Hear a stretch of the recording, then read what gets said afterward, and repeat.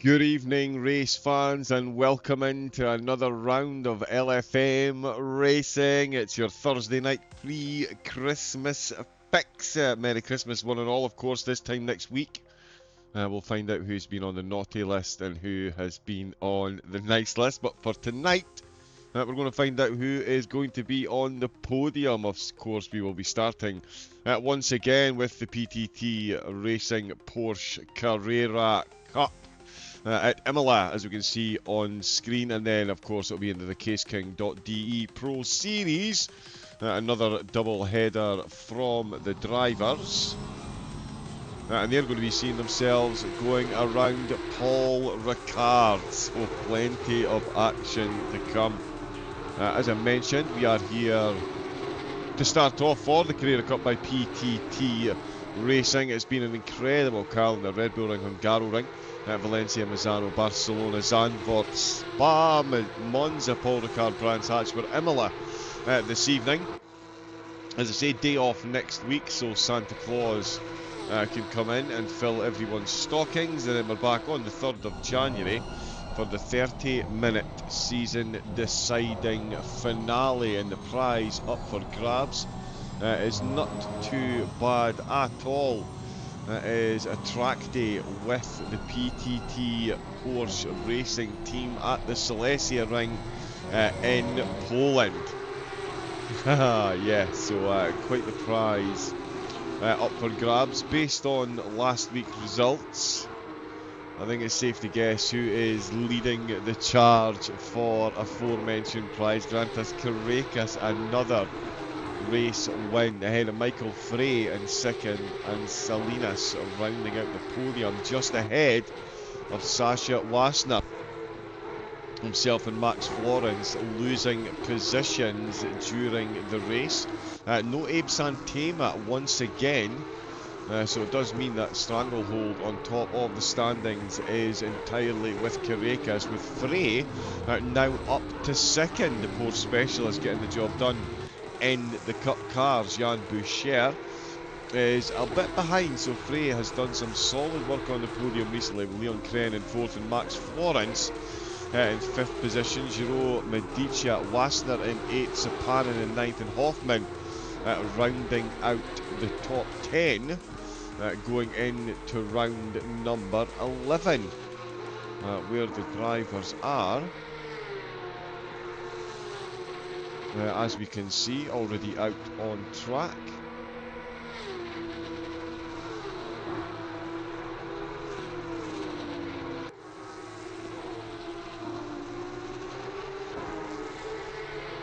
And yeah, setting some times in qualifying here in Italy. It is Imola, as I mentioned, it's Pascal Giraud.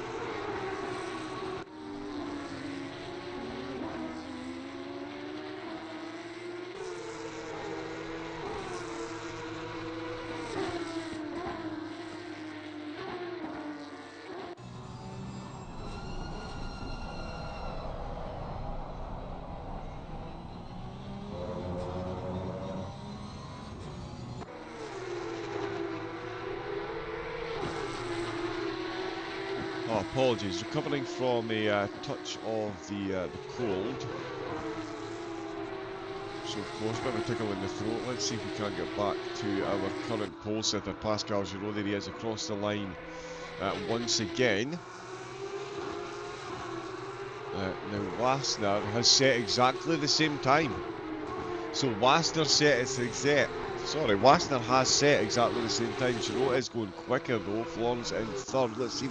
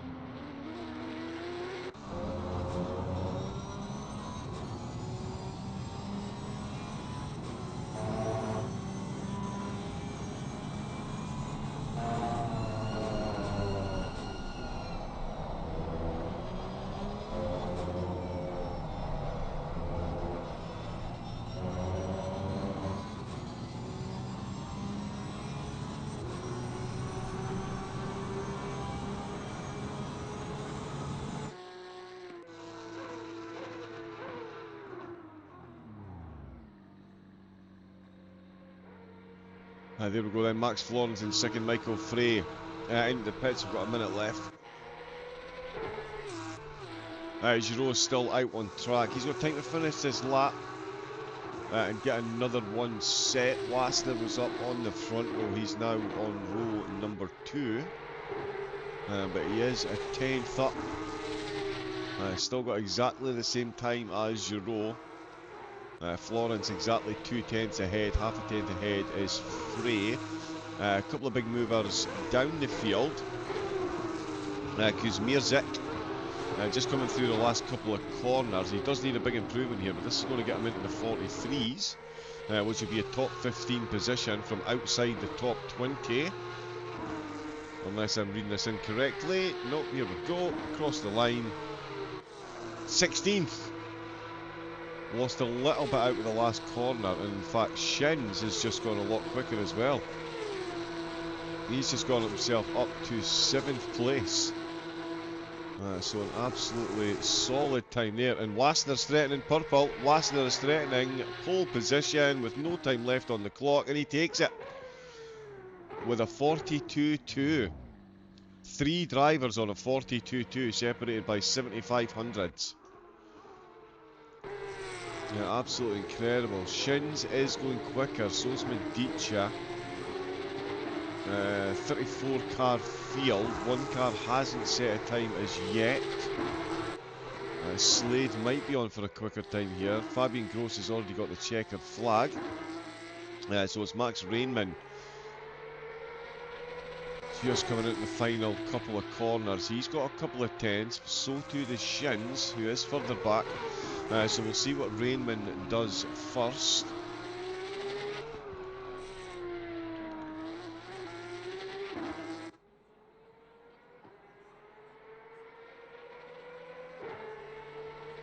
So across the line.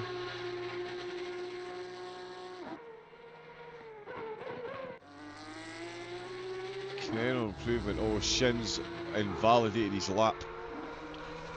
So that is Shin done and dusted. Leon Kren.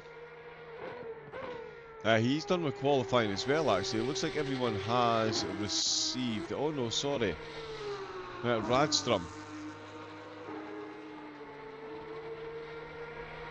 We shall see him across the line. No major improvement there. So we'll get a look at the qualifying results. But certainly confirmation, Sasha Wassner taking the top spot in purple in sector 2. Michael Frey taking second. Interestingly, no purple sectors. Max Florence in third was purple in sector 3, and Kren in fourth was purple in sector 4, and he was only 7 thousandths quicker than Giroux in 5th place. So it's safe to say the drivers up at the front, the top 5 only separated by 3 tenths of a second. That is very close, and another 4 tenths back to Shins in 7th place. So the top 6 separated by less than the gap between 6th and 7th. That is pretty close. We've also got Rancano and Proll, 3 thousandths of a second separating those two as well. So some very, very, very close times indeed. We'll see if we can get the results up. This should be...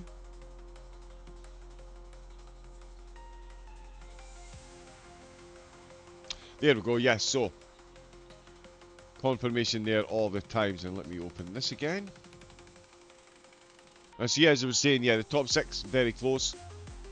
Lons in 8th place, Rancano 9th, and Proll in 10th place. Rainman and Hoffman finished 14th and 15th, with Radstrom in 16th position. 5 seconds separating the whole of the field. Frank Drebin unable to set a time on the one flying lap he had. We'll get a look at the grid as well, but there is the full lineup on screen. As I say, 34 cars.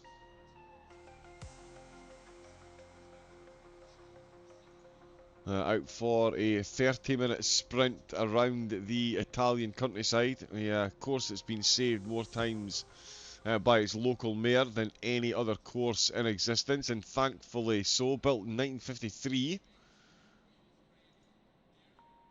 it's absolutely withstood the test of time and tragedy as well. But yeah, completely steeped in history.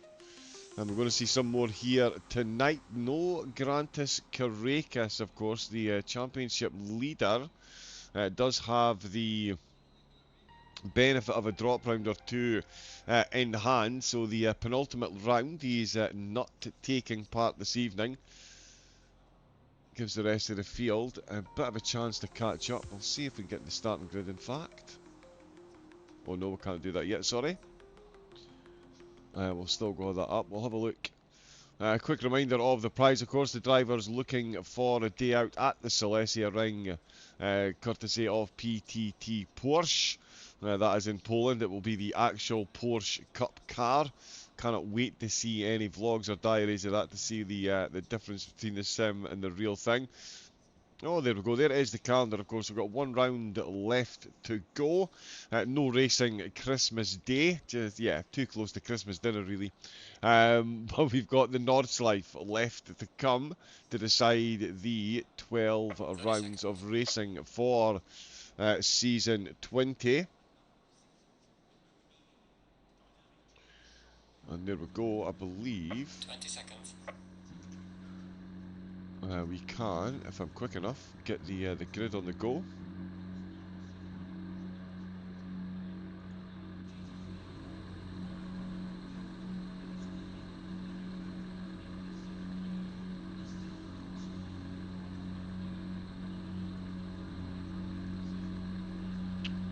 So there we go, Sasha Wasner on the front row of the grid. He will be joined there by Michael Frey.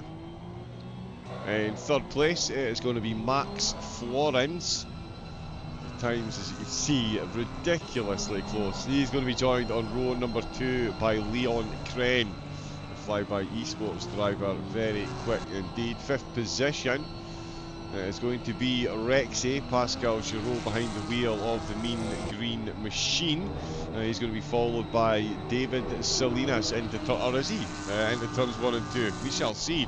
Behind Salinas, it's going to be Dario Shins on row number 4. He'll be joined there by Jason Lons, the Colourworks team, with some nice additions to their Ladybird livery. Nice to see.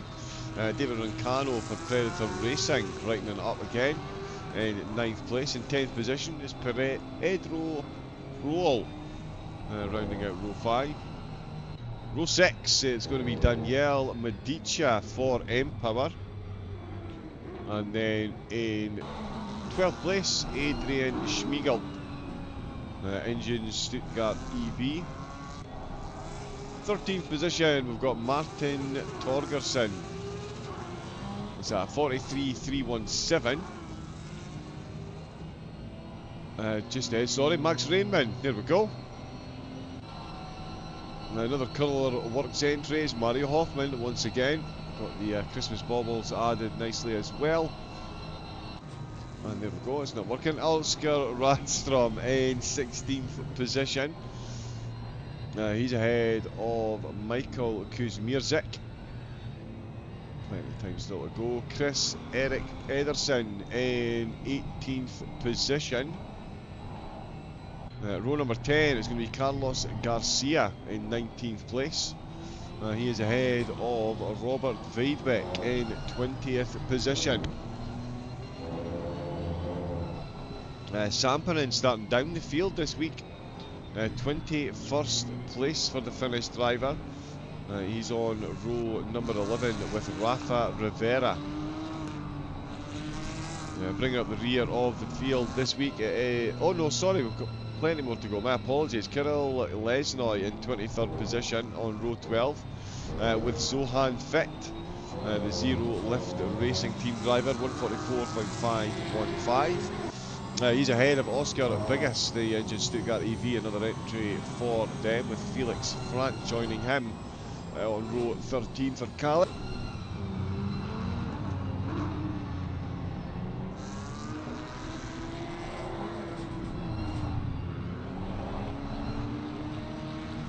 There was Fabian Gross. Björn Hoda. We're getting very close to the end of the grid. I don't think we're going to get everyone in before the start of the race, so we're going to have to bin that. My apologies.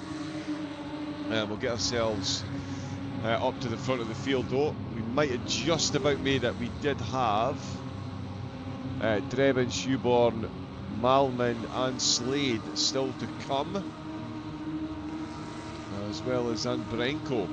But here we go then, round number 11, the series champion all but decided. Another 30-year-old drivers coming out here to race today, and it's into and through turn number 1 and into the most important one. It's turn number 2. It's that first chicane. It is Wassner that is looking to defend his position.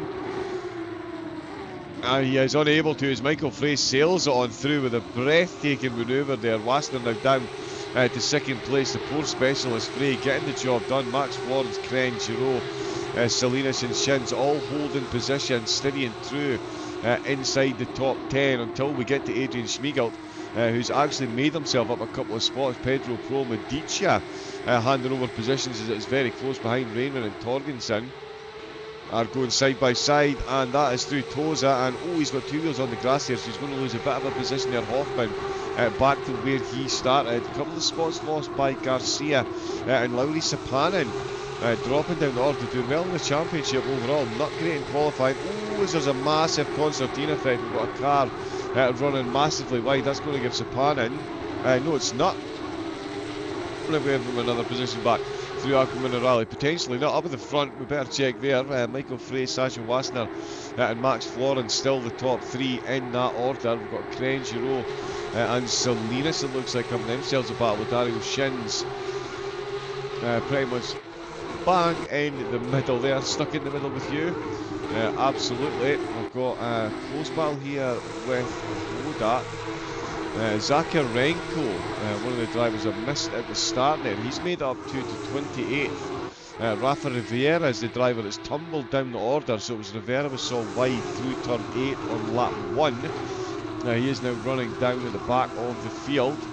Dexter Slade, the big mover and shaker in the opening exchanges, he's made up 5. He's got himself up to 32nd place, and not far behind the battling group, which does include Zohan Fick and Oscar Biggest. They've made up 4 places respectively as well. So a couple of big jumps, 3 big jumps up the field, 1 down the field. And a couple of little moves here and there. Of course, Max Rainman up to, and Schmiegelt up to into the top 10. Michael Frey, he's had the best move though. He's only made it up 1 position, but that 1 position has put him into the lead. And that's not a bad place to be, especially with everything that's going on behind. It's Max Florence that I'm looking for here, because he is very close to teammate Sasha Wassner, the 2 battling for points and places here, and podium positions as well. All the P's, we do love an alliteration. And that is these 2 coming to the final chicane on lap number 2.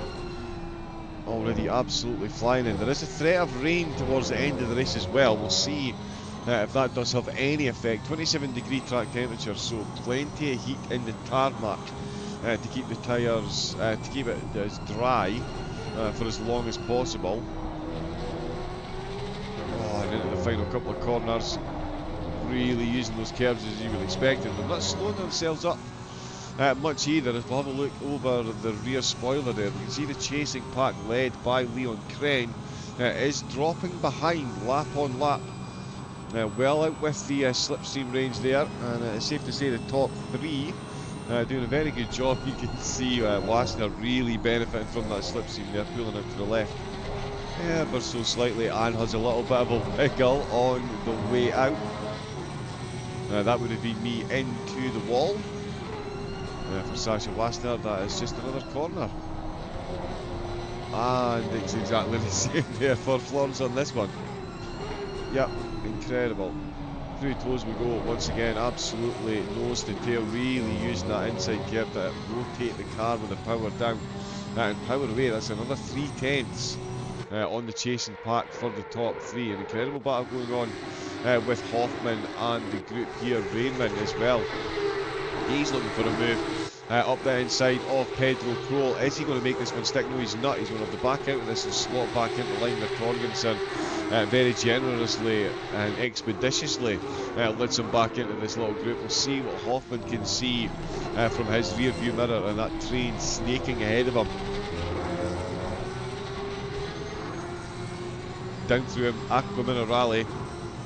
And up we go into Alta, highest part. Oh, and he's moved out the way. There's a car next to him, completely misses his brakes.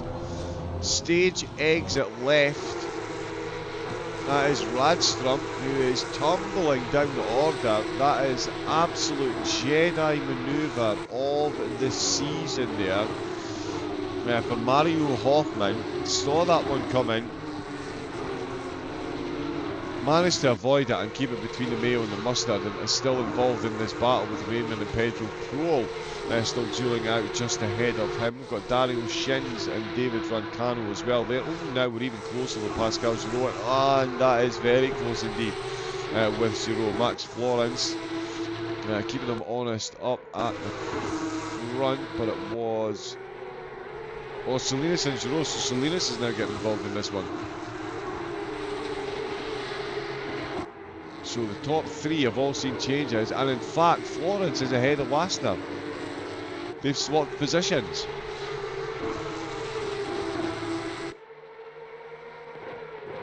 They have swapped positions, my apologies. So it is still Michael Frey in the lead, but the LFM2 have swapped spots, and it is now Florence up to second. And Wassner up to down to third now. Certainly nothing on the incident tracker. My apologies, we missed that overtake. That must have been a good one. We'll see if we catch any further overtaking in and around the top five. Certainly Leon Kren has lost an absolute hatful of time now to the group ahead. That's a 3-second gap he's looking to overturn. His only saving grace at the moment is that Giraud is firmly invested in defending from Salinas. As you can see out of our final corner. That is very close indeed.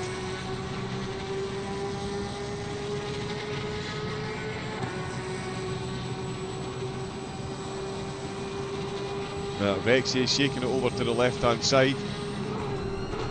Tries to squeeze him back out. Is he going to make this one stick through the chicane? This is no mean feat if he does, and that was no mean feat indeed. Has he kept the momentum onto turns 3 and 4? It looks like they're going to go side by side, bit of a touch. 4 wheels on the gravel. Oh, and that is the cruelest kicker you ever did see. Absolutely heartbreaking there. The merest of touches, he was back out on track, and Salinas with that little bounce. And yeah, car absolutely all over the place. We'll get on to the battle up at the front. We won't check on a replay because this has certainly changed the landscape with Florence now up to second position. It looks like he is better equipped to get his way past Wassner, as Wassner is now dropping behind. There is a considerable gap, it could be said, now that it's over a second, considering there was only 4 tenths, 5 tenths separating the three of them at one point. Oh, and there is the post suspension once again put to full test, this time by race leader Michael Frey. He's looking to strengthen his grip on second place in the championship. He's certainly going to keep Caracas honest going into the final round at the Nordschleife. And in the final couple of corners, he's certainly been kept honest himself by Max Florence. Florence was right there in qualifying. There was not much at all separating the top 3 drivers. They all did 1 minute 42.2, 75 hundredths separated the times of Florence and Wassner. But certainly in race trim, it's going the other way. Let's jump on board. Watch and listen. I hope the sound is coming through as well. As it does. There we go. The car's bottoming out. As they bounce through the curves, and there we go. Full Fast and the Furious out of turn at number 6 for Michael Frey. He is absolutely on the edge again. Using that inside curve to get a cheeky extra bit of rotation on the car, and they are leaving Wassner behind at this stage. Yeah, visible gap there.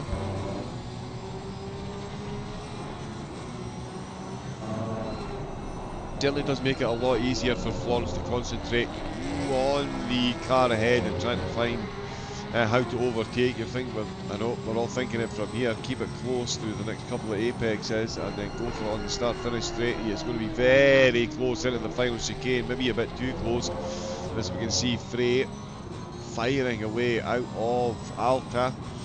Down the hill he goes, and that is the type of gap that has certainly worked in his favour rather than Florence. Given how far Florence is going to be on the aforementioned start-finish stage, 7/10 of a second. Let's see what Rancano and Shins have got. Rancano, full, I think he's got it right, so there we go. And in fact, Rancano, he's got it better than right. He's going to get it out in the last corner. Neither of them are going to have a slipstream advantage until much closer to the next braking zone. Has he managed to hold the momentum? No, it's too early to answer that question. Yeah, no, he has had to fall back into lap. And again, that slipstream advantage just coming into play as they reach the braking zone, which is too little, too late, and that is Shins with a solid defensive move. And Schmiegel being put to the sword as well by Jason Lons. Lons looking to regain a position. Schmiegel has actually made up another 2. He is now up 4 positions. He's into 8th place. It was David Salinas, of course, who's dropped down the order. He's settled back into 14th position. So 8 down on where he started. We'll see if he does make any more improvements. Much like Dexter Slade, he's up more positions as well. He's now up to 25th place. So 6, that's another spot that he's gained. Who have we lost? Oh, Medicia. We've lost Medicia down to 23rd place.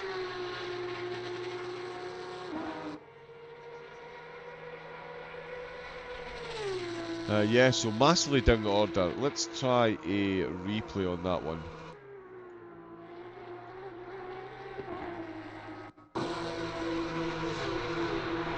Oh no, this is Giro. My apologies.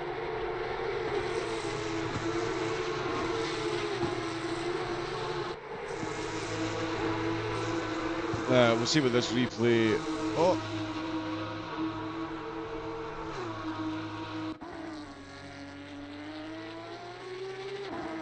Okay, it was a connection issue for Medicia.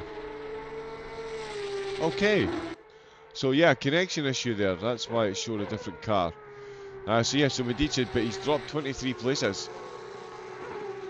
Down at the back of the grid, Florence and Frey still dueling it out for the top spot. Max Rainman is now under pressure from the ever-charging Adrian Schmiegel. It has been quite the race he's had so far, and he's got 3 positions handily ahead of him as they come out with turn number 6 and head up through Toza. He's had some good luck out of this corner so far. He knows when to keep his powder dry and when to get the move done, and that is why he's made himself up. Oh, sorry, he's dropped back to his it's Rainman that's made it up. He's up 5 spots now to 6. Schmiegel has dropped back to. And of course, yeah, Hoffman up 3. Yeah, so much going on between the 3 of them. Ooh, now that sounded a bit ropey on the tyres. He's managed to hold on to it. It does still say it's only going to be another 30 minutes before we see any rain. It does look like the drivers are going to get spared.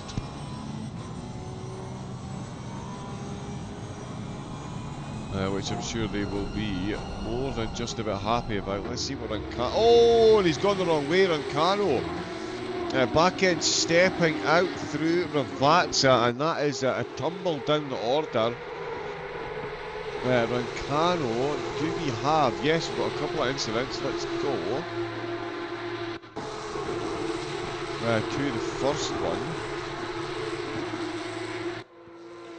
one. So here he is. Oh, closing in very quickly indeed in 4th place there. Oh, and he's given him a bit of a tap on the rear. He's managed to get back on track, but then had another incident registered after that.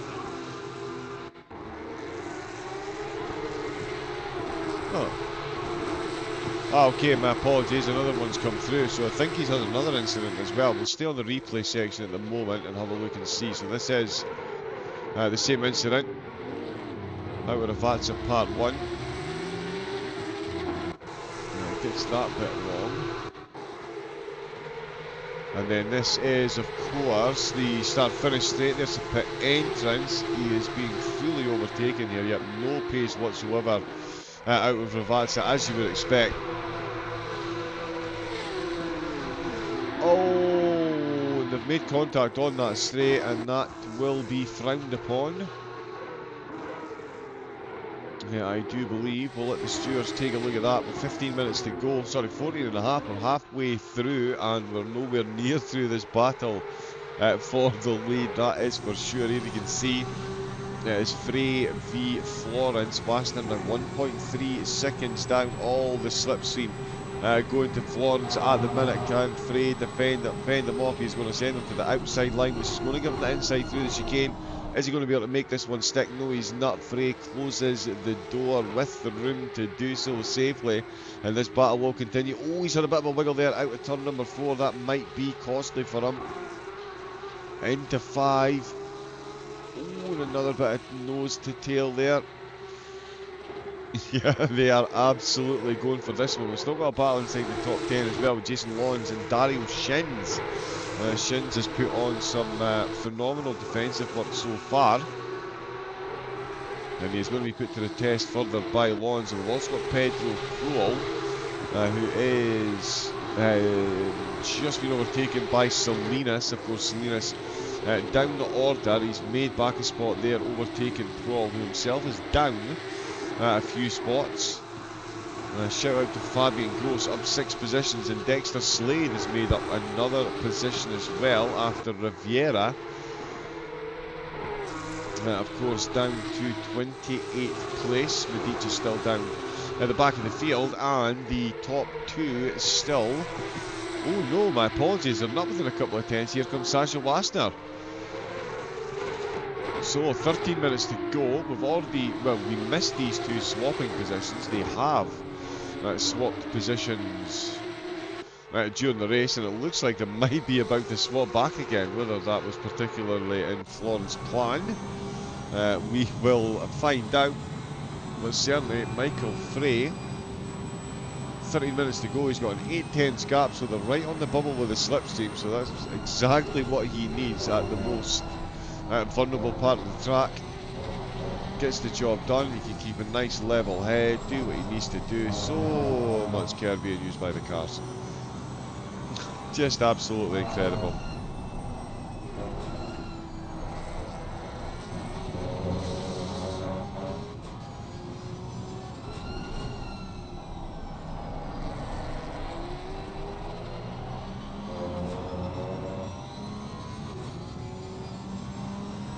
So out with Toza we go. We are catching up to a back marker. We've had Medici showing us in the pits after that technical issue.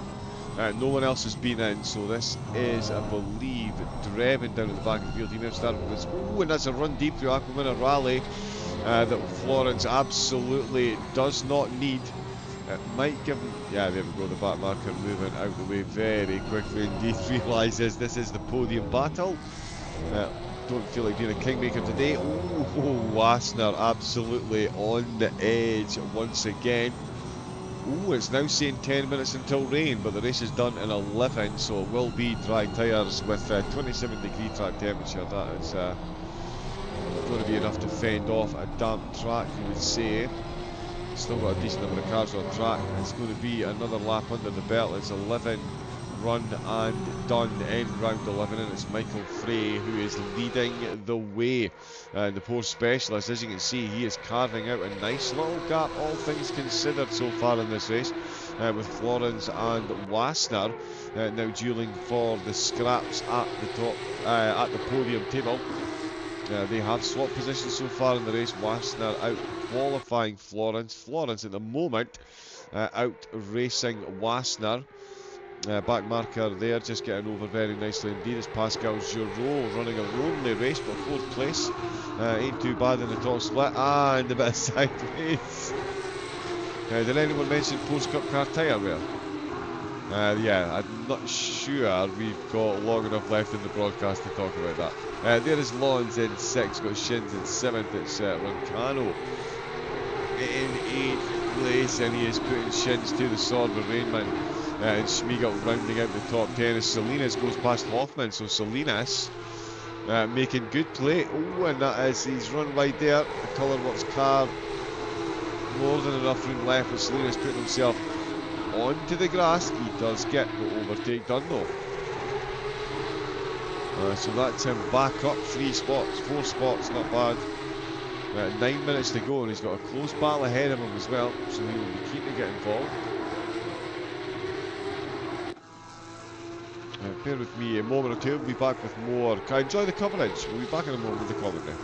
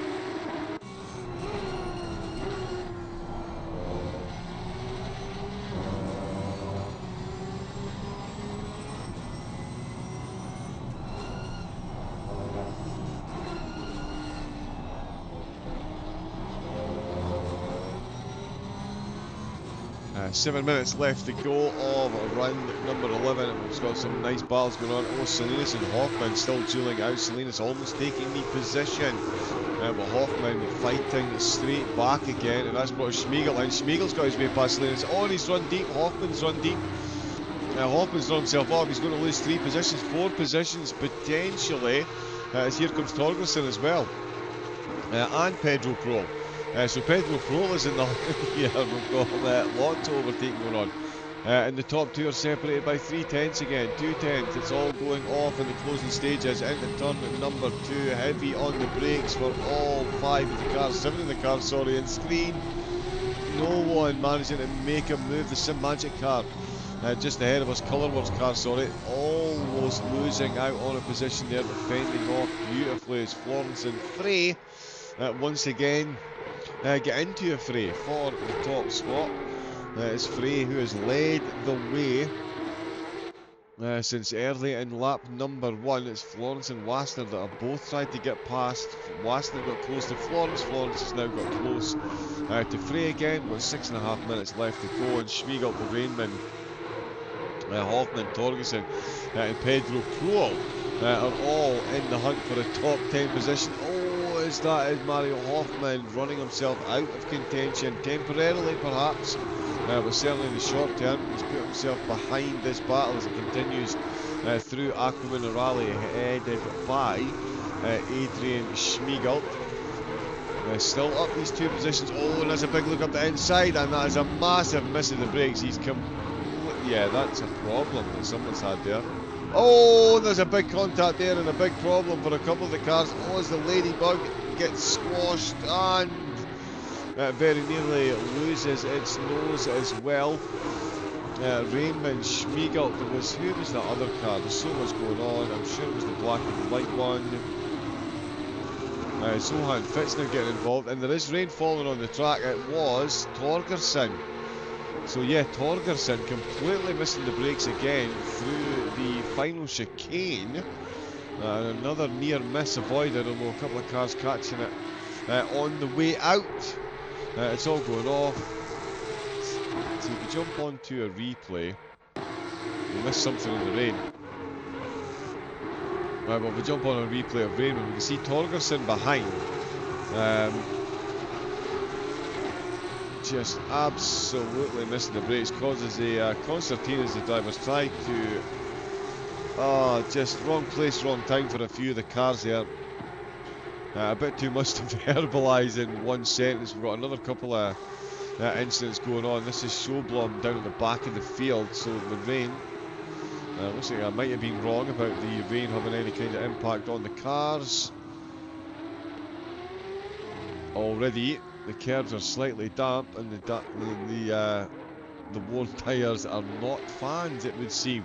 Let's see what Frey does. Wow, because the track is already greasy.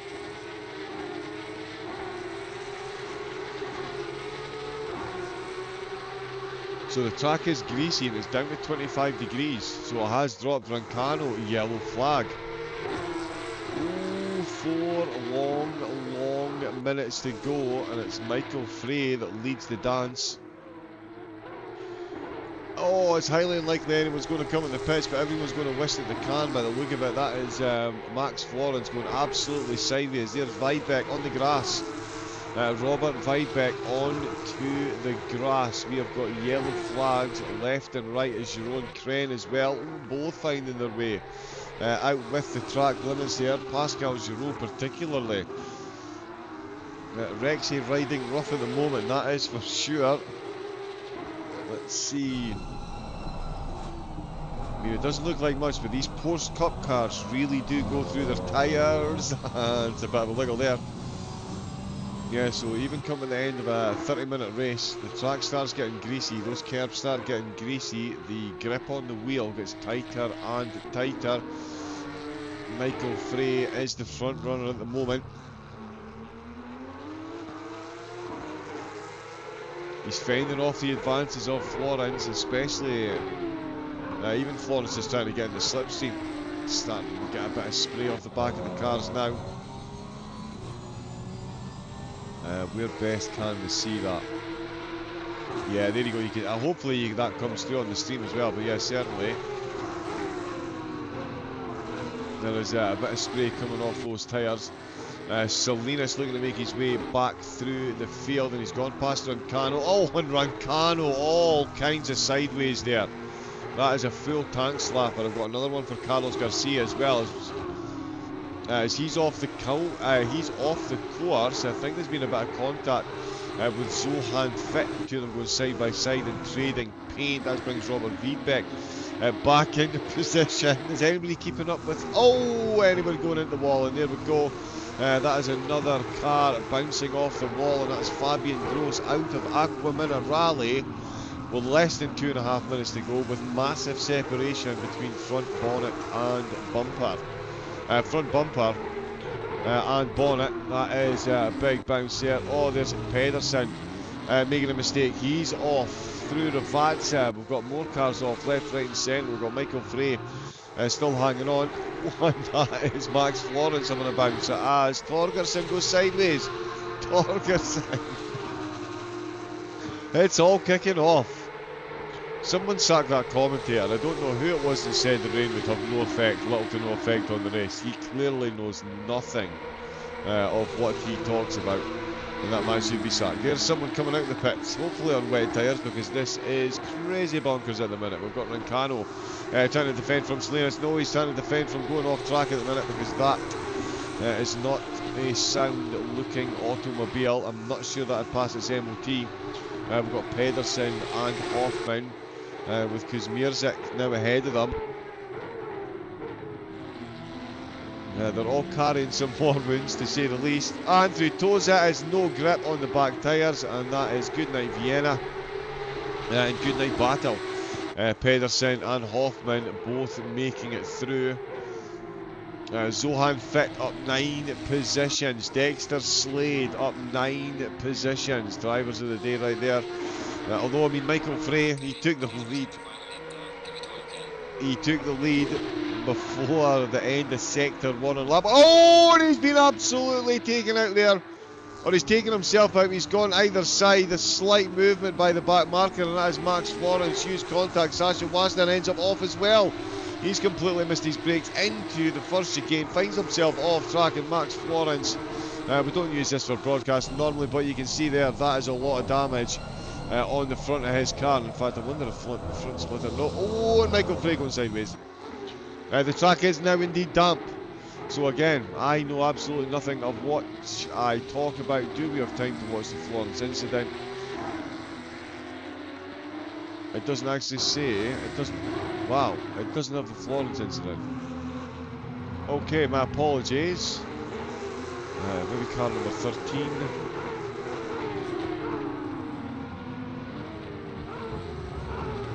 Oh, although more chaos through Alta there.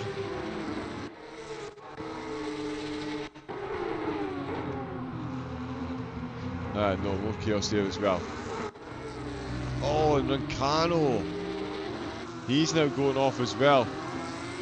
Wow, so many replays to look through. I cannot find what happened to Florence. Oh, it's already happened there. Yeah, maybe we could have caught that. But we move on because it is all about Michael Frey at the minute. He has, as I say, led the way from lap number 1. The conditions, the track is now full wet. It has gone full wet. Frey absolutely hanging on. There's the extra steering input required to keep the car on the road at the minute. Almost full steering lock to the right hand side to get out the left hand corner on the final of the 18 laps. But it is Michael Frey that is going to win round number 11 of the PTT, of the Carrera Cup by PTT Racing. It's going to be Florence who manages to hang on to second place ahead of Wasner in third, Giro in fourth, with Crane coming across the line in fifth position. Lons finishing in sixth place. Oh, as Salinas almost bends it out with the last corner. He's made it back up 7 spots to get his way back up to 7, so a great recovery drive. A lot of smoke up there on the side of the track. I think someone has had a bit of a crash. We shall see. Shins in 8th. Schmiegel made up a position at the end to get himself up to 9th place. He was up in 8th. David Rancano rounding out the top 10. Max Raymond in 11th. Hoffman, then Zohan Fit making it up 11 places over the race, so that is quite the goal for him. We've got more cars crossing the line as we see our race winner there. And yeah, we will jump back to the studio and we will get the full results up on screen. In fact, what we'll do...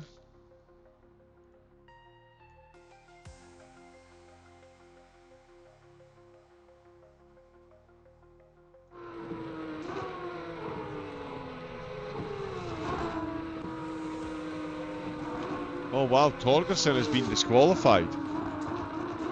So I can confirm Torgerson picked up a black and yellow flag. He may well, a meatball flag, he may well be able to appeal that, but it does look like that Torgerson has been disqualified for failing to pit with a damaged car.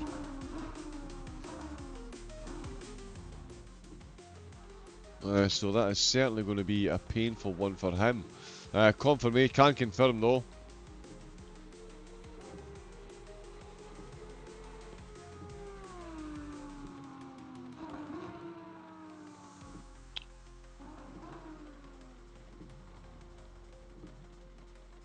Sorry, there we go. Everything freezing up. Of course it is. Michael Frey taking the top spot. Max Florence taking the fastest lap. In second place, even with the damaged car. Wasner in third position. Giro finishing in fifth ahead of Crane. We'll get the full results up on screen in a moment. Of course, that was round number 11 of the Carrera Cup by PTT Racing. That is Imola now in the rear view mirror with Red Bull Ring, Hungaroring, Valencia, Misano, Barcelona, Zandvoort, Spa, Monza, Paul Ricard, and last week, of course, Brands Hatch. Next time out is in 2 weeks to let everyone recover from their Christmas dinner. We'll be back for the finale on the 3rd of January. So yeah, you go with your Christmas dinner, but the New Year hangover might still be in. We will see. We will see. The drivers all, of course, trying to book their way to Poland. Track day in the Porsche Cup car on the Silesia ring, courtesy of PTT Porsche Carrera Cup Racing Team. Phenomenal prize. Let's see if we can get the results up.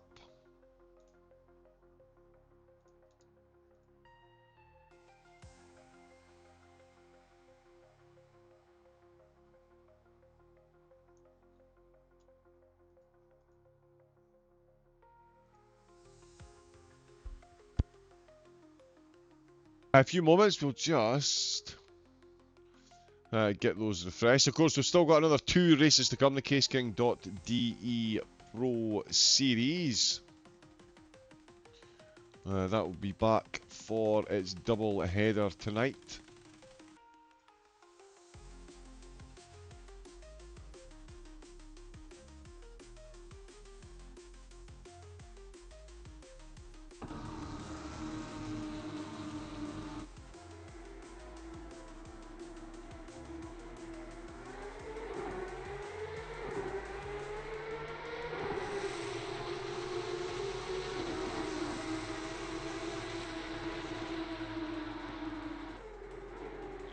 And there we go. Apologies for the delay. The classified results: Michael Frey taking the top spot, Florence with the fastest lap, and second is Sasha Wassner making it 2 on the podium for Team LFM, second and third place. Pascal Giraud in fourth, and Leon Crane in 5th position.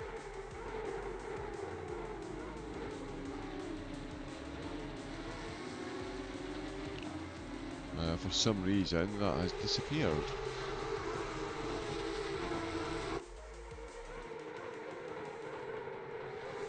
Yeah, Jason Lawns taking 6th place, Salinas in 7th, Shins, Schmiegelt 8th and 9th, and David Rancano rounding out the top 10. Then it was Max Rainman in 11th, Mario Hoffman in 12th, Zohan Ficht making up several positions, 11 places no less, in 13th. Robert Wiedbeck in 14th, and Chris Eric Pedersen in 15th position. Mikhail Kuzmirzik finishing in 16th, Oscar Biggis in 17th place, up 8 positions himself. Garcia in 18th, with Dexter Slade topping the positions taken.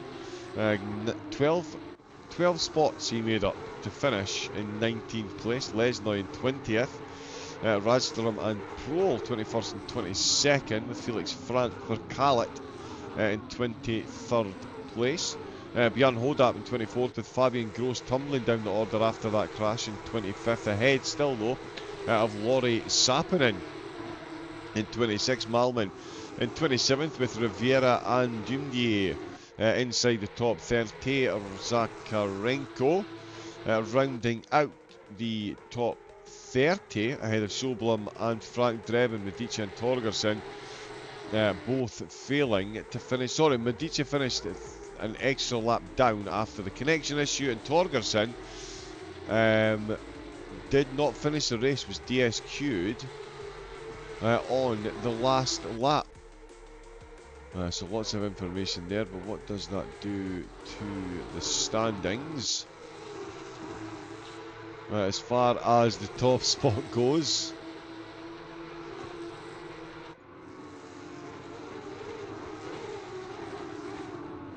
absolutely not. A lot. Why have we?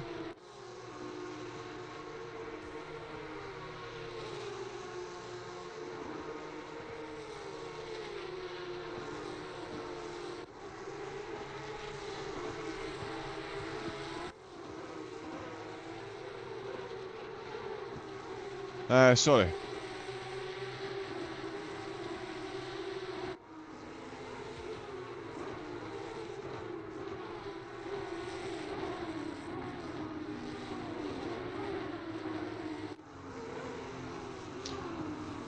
Yeah, so sorry, the results haven't, the standings haven't quite been updated as yet. I'm getting some overfeed on that. So we'll jump back here for the moment. In fact, if we go with... yeah, we'll leave the results up just now until we get the standings updated. We'll bring the standings from that, and then of course we will be back with round number 11 for the CaseKing.de Pro Series. We'll see a few of the drivers back for it as well. In fact, I believe the server will be opening very shortly. Let me just have a quick check on that.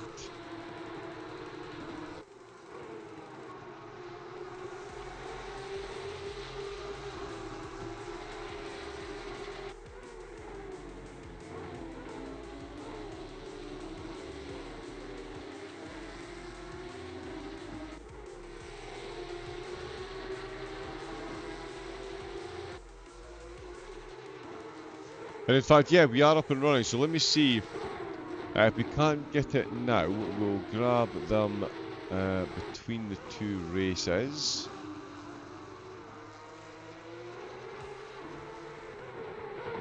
No, so we will bring the updated standings very shortly, and we will be back in a moment with the CaseKing.de Pro Series.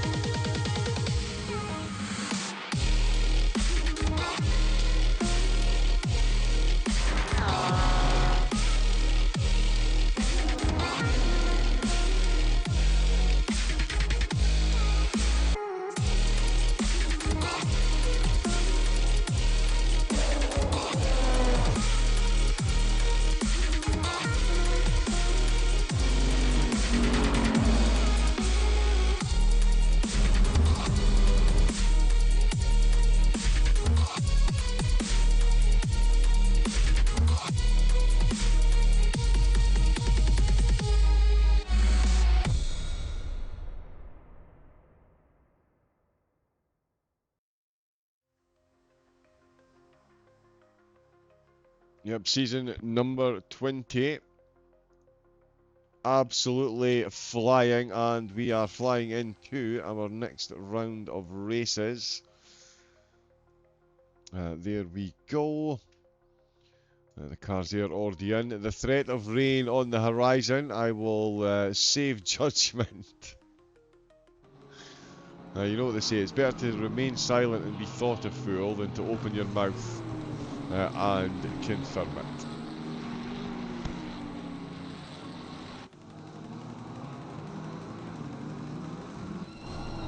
Hopefully we've got everything up and running as far as the drivers go this week. They've got a couple of minutes left in practice. We can get a look at last week's results and the standings. No, that's problematic.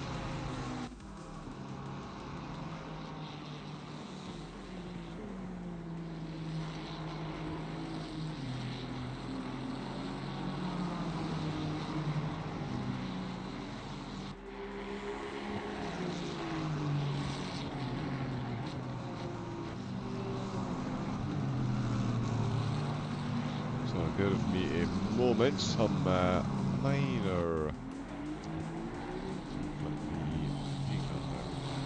Aha.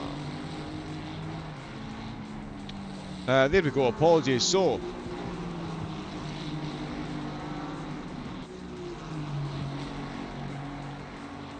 there we go. Last time out at the Hungaroring, it was, of course, Andrea Castorino taking the top spot ahead of Frey and Carrera, Stelfant in 4th, Rancano in 5th place. Wassner in 6th. So a good result there for him.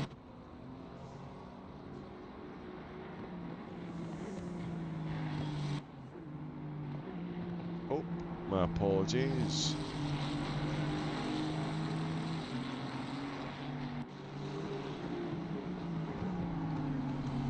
In the standings overall, it is Eric Delfant that is still leading the way after 19 races. Caracas in 2nd place, Castorino in 3rd, Lindblom in 4th, and Wassner rounding out the top 5.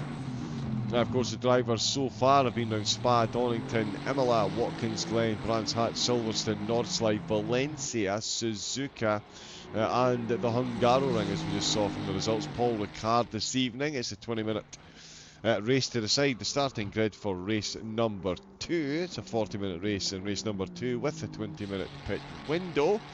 The top 15 reverse. The finale will be the 3rd of January. That'll be 90 minutes at Monza. And of course, some more phenomenal prizes up for grabs. With 3rd place, we get receiving the Audi's LCD GX headphones. The Metaphysics bundle from Nitro Concepts awaits P2. And P1 will receive a €2,500 voucher for Moza Racing. So all on the line, as we can see at the moment. The prize is heading the way of Delfant, Caracas and Castorino, but the 3 of them only separated by 500 points. They've got this week and next week still to go, and a lot of points up for grabs when we've got that reverse order grid. So it'll be interesting to see how they play it tonight. Paul Ricard certainly the back straight.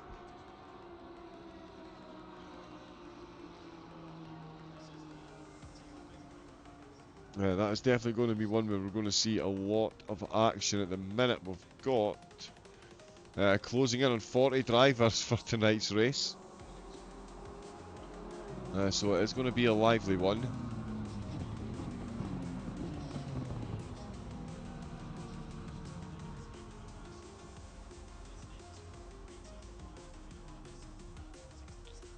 And we'll get these ready as well. Excellente.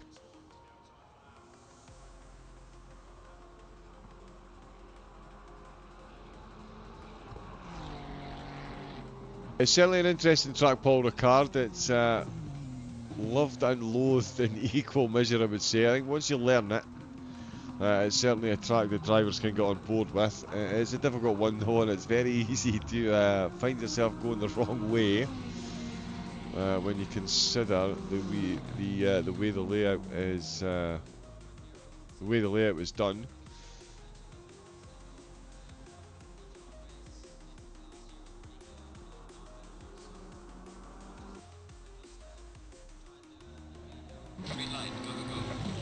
And in fact, to tell you, well, there we go. While the drivers are doing their warm-up lap, there's the Post Cup standings. Caracas confirmed. Still in the lead, 500 points. Frey in 2nd place. Florence holding on to his grip in 3rd with Kren in 4th. Jan Boucher holding on to 5th despite not racing tonight. Pascal Giraud up to 6th position ahead of Sasha Wassner. Of course, drop rounds is still to consider as well. We will see how all that plays out. Let's over the final round. Of course, the Christmas break now for the drivers.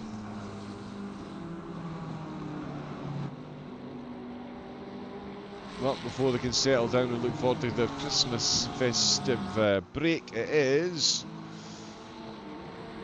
the GT3 drivers out for 1 or 2 final races, 20 and then 40 minutes. There is... Where is Castellino?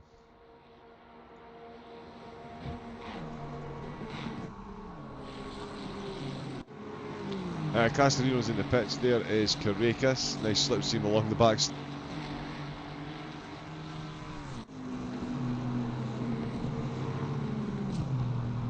17-degree track temperature, and the track is only at fast, so we're not going to see optimum lap times here. They'll still be quick. They will still be quick. The slipstream will still be long.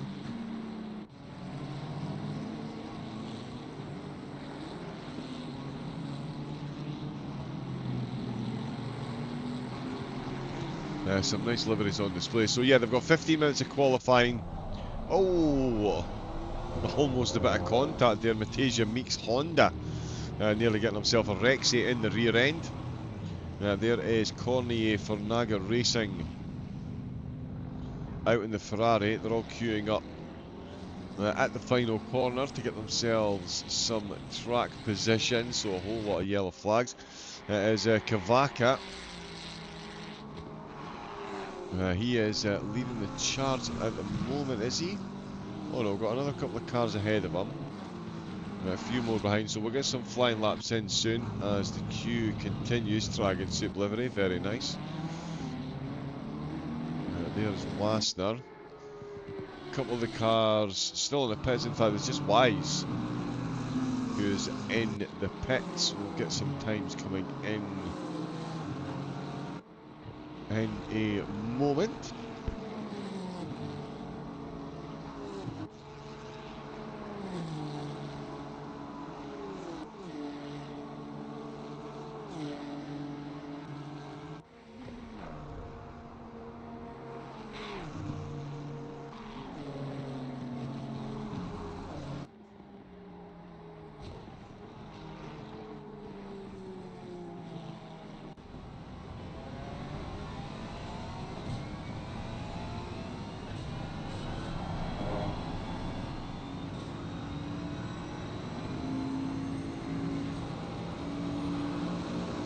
Oh, there goes the big bad Bentley.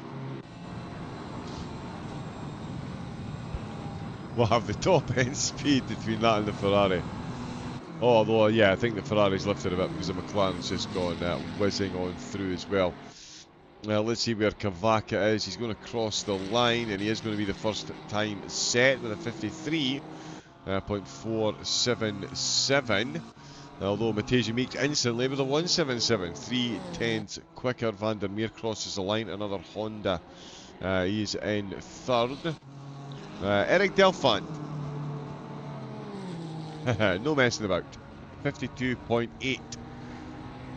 Goes 3/10 quicker. Golbath has managed to get himself temporarily onto the second row with a 255 in the 53s, but it does look like 52s are going to be the benchmark.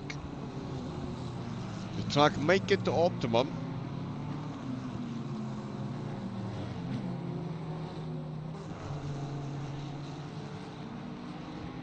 Yeah, I mean, yeah, a good chance the track will get to optimum towards the end, so we could see a bit of an improvement in times. RIP stream. Are we still working? Good evening to everyone in the chat, by the way. My apologies, everything has been absolutely wild, so we have been inundated with action, which is not a bad thing. But yeah, huge thank you to everyone that is following and subscribing and liking on the Twitch and the YouTube channel. Let us know who you're cheering on as well. If you want some onboard shots of some of the cars, let us know.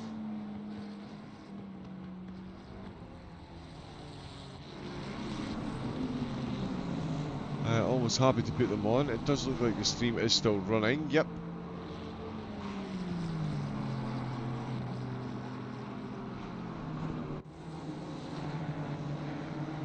Yeah, no, still up and running, so there we go.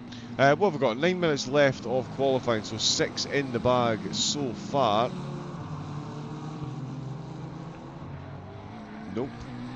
There we go, and it is still Castorino leading the way. He's now been joined in the 52s by both Meeks and Kilbath. Kilbath with a 52.997. Meeks with a 960. Castorino with a yellow flag and a jump back to the pits. Kavaka violates the track limits. That's his lap in the bin as well. Oh, Carrera. 52.632. Oh, the Delphant's done a 52.3. My apologies to Eric Delphant.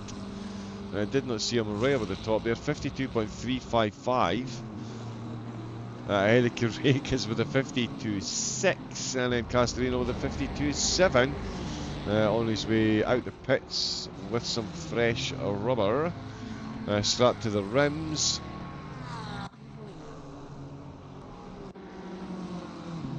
Carreras is currently a 10th up. We've got a few other drivers making big improvements as well. Derringer needs a big improvement in here. Finds it, and it is enough to see him jump up to... no, that lap invalidated at the last second. My apologies. That was about to be 0.8 of a second.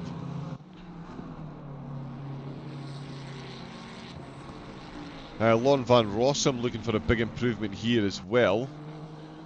This is going to be a very quick time, in fact.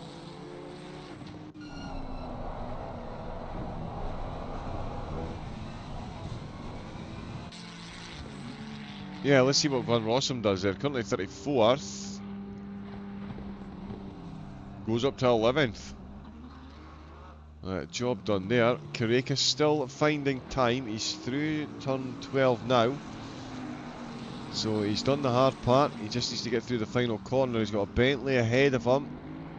Not optimum. Or is the extra little bit of slipstream going to help? The top end speed of the Ferrari won't be helping. Carreras does narrow the gap. Gets to within a 10th. But it is still only within a 10th. Kevin Bellick. Oh, I'll tell you what.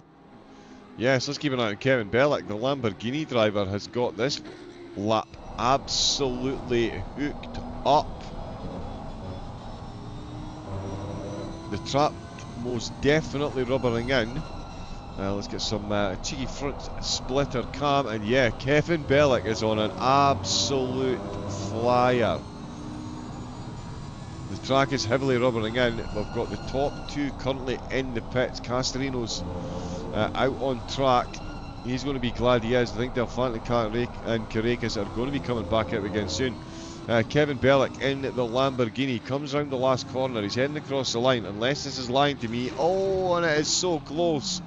It is so close. Half a 10th. Less than half a 10th. Bellick puts the Lambo onto the front row and he comes straight back out again.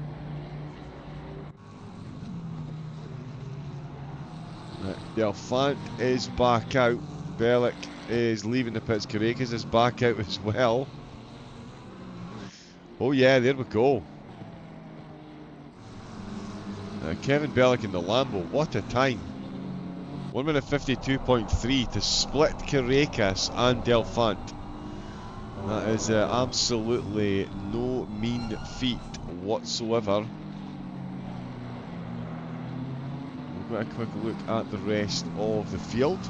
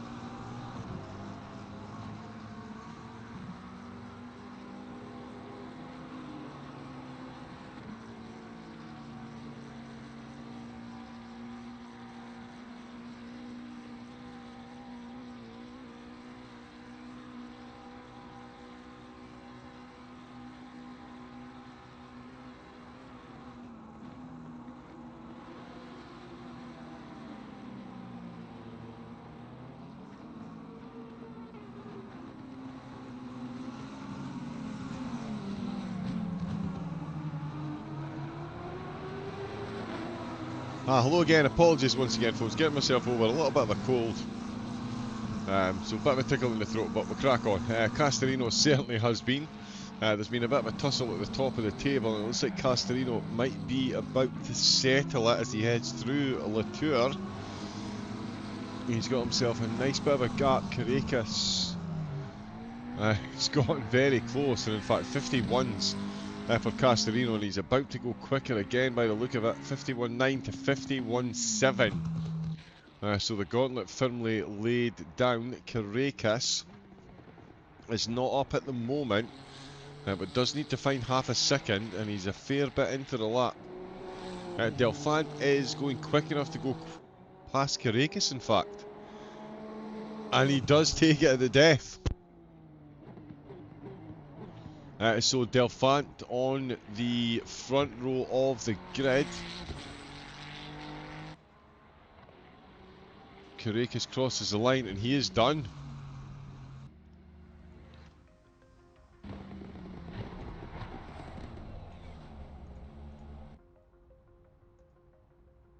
Wow, it's got a Delphant as a Pro-Am. Yeah, he's definitely not a Pro-Am. Definitely a Pro. But Carrera, and the three drivers up at the top all splitting the purple sectors as well, which we absolutely love to see.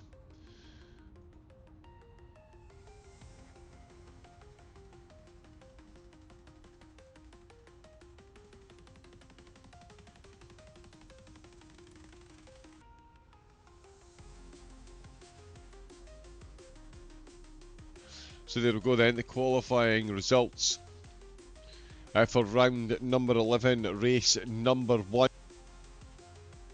This is going to be the 20th race of the series. Race 21 will be directly after this one, the starting grid to be decided by this race. And then the finale, race number 22, 90 minutes of Monza. But tonight it is Castorino that will lead the way.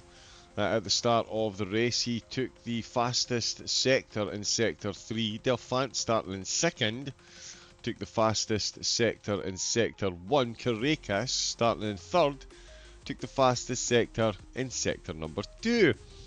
Kevin Bellick almost found himself on provisional pole, made it all the way up to the second row of the grid, where he remains in his Lamborghini ahead of Michael Frey. A late charge for him also. Sees him up into 5th ahead of Meeks and Colbath, 6th and 7th. Kavaka in 9th with Lindblom. Kavaka in 8th, sorry, Lindblom 9th, and Cano in 10th place ahead of Sasha Wassner in 11th, Van der Meer in 12th, Silverio in 13th, and Van Rossum in 14th, ahead of Habold in 15th position. Jens Pluderman down in 28th there. Mario Hoffman down in 30th as well. So down the field for the Nissan. Koch in the other Nissan driver starting in 24th place.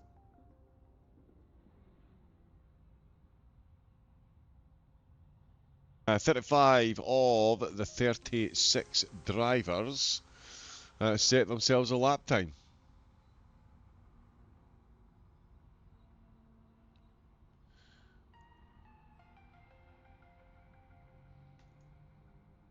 Oh. In fact, we'll leave that up for the moment, and we'll get ourselves a walk along the grid.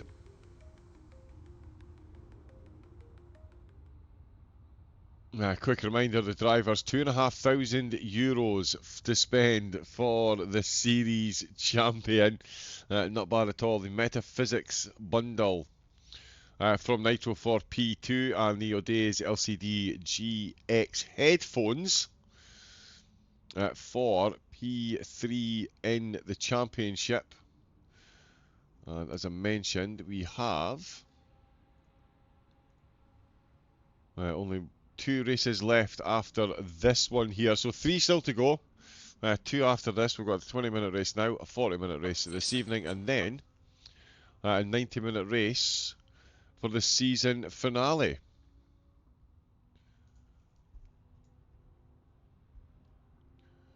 Let's have a look at our Starting grid.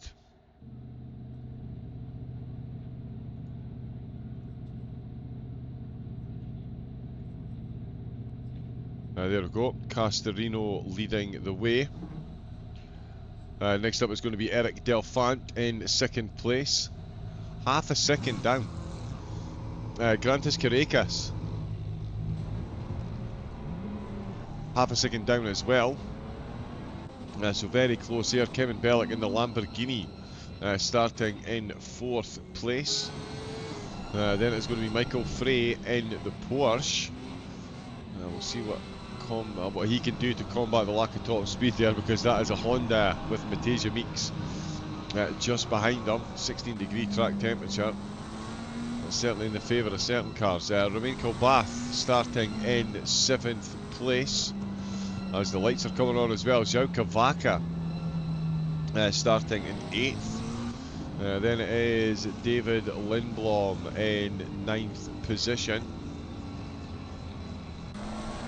10th place it is David Rancano. 11th, the first Bentley of the race, it is Sasha Wassner in 11th, as I say, on row number 6, on row 7, on row 6 joining him, Ilk van der Meer. 13th place, we have Alexis Miguel Silvero. He'll be joined on row 7 by Lauren van Rossum.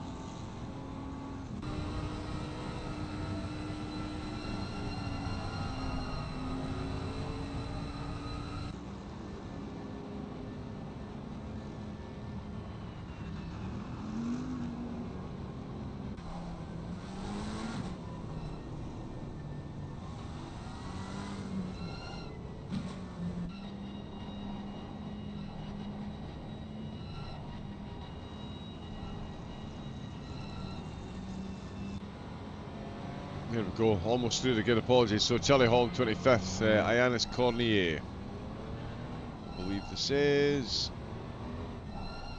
Starting in 26th, Herman Mayer, starting in 27th position. Then it is Jens Pluderman, the Apex Predators driver, in 28th place. It's then Zhugi, starting in 29th, ahead of Mario Hoffman in 30th position.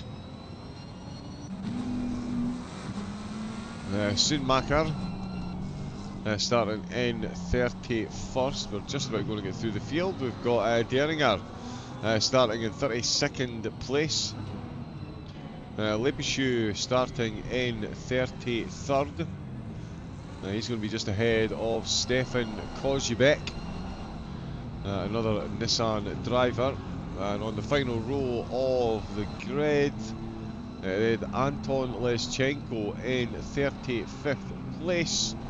And rounding out the 19 rows of cars, it is Martin Weiss. And perfect timing to get back to the start of the grid. Let's make sure we actually can see what's going on. What a start that is by Eric Delfant. He's absolutely got the drop and he's already taken the lead. He's really got the job done. And Carracas is about to try and make it 2 for 2. Nope. They go side by side. Off, looks for the cutback potentially on the way out of the first chicane, and he's maybe going to get this down into the braking zone. Look at Delfant go. He is gone. Carracas has got it up the inside. He's had a bit of a wiggle on the cold track. on cold tyres, and he's now put himself under attack from Michael Frey. These two duelling out at the top of the Porsche Cups, and they're now duelling out for the final podium position here in the GT3s. Kevin Bellick dropping 2 positions as Frey and Meeks both make it past Rancano as well. Got a worldie of a start and finds himself ahead of Kavaka and Lindblom. Sasha Waster is perfectly positioned, as we can see, an overtake attempt going on up ahead. McLaren v McLaren. Look at the Bentley and the Honda though, massively closing the gap, and they're side by side up ahead on the podium as well. They're going to go nose up 2x2. There's a bit of bump drafting there from the Ferrari just before the braking zone. Not the best time to do it, and it's going to cause a huge concertina effect. And he just about hangs on to the track limits as Carrera is just about hanging on to 3rd place. Michael Frey, there we go, in 4th position. Meeks in 5th. Let's see, did we lose anyone at the start? We did. Nicholas Breuel dropping down 13 places. So a big drop there. Jens Pluderman rocketed at the start. He's made up 7 spots to 21st, but of course the big jump, much like the Porsche Cup cars not so long ago, Delphine taking the lead effectively off the start line as we've got more tumblers down the field. Oh, it's Michael Frey. We can't even catch him. Where is Michael Frey? He is down at the very back of the grid. He's completely the wrong way. We'll have to check a replay of that. Car number 6.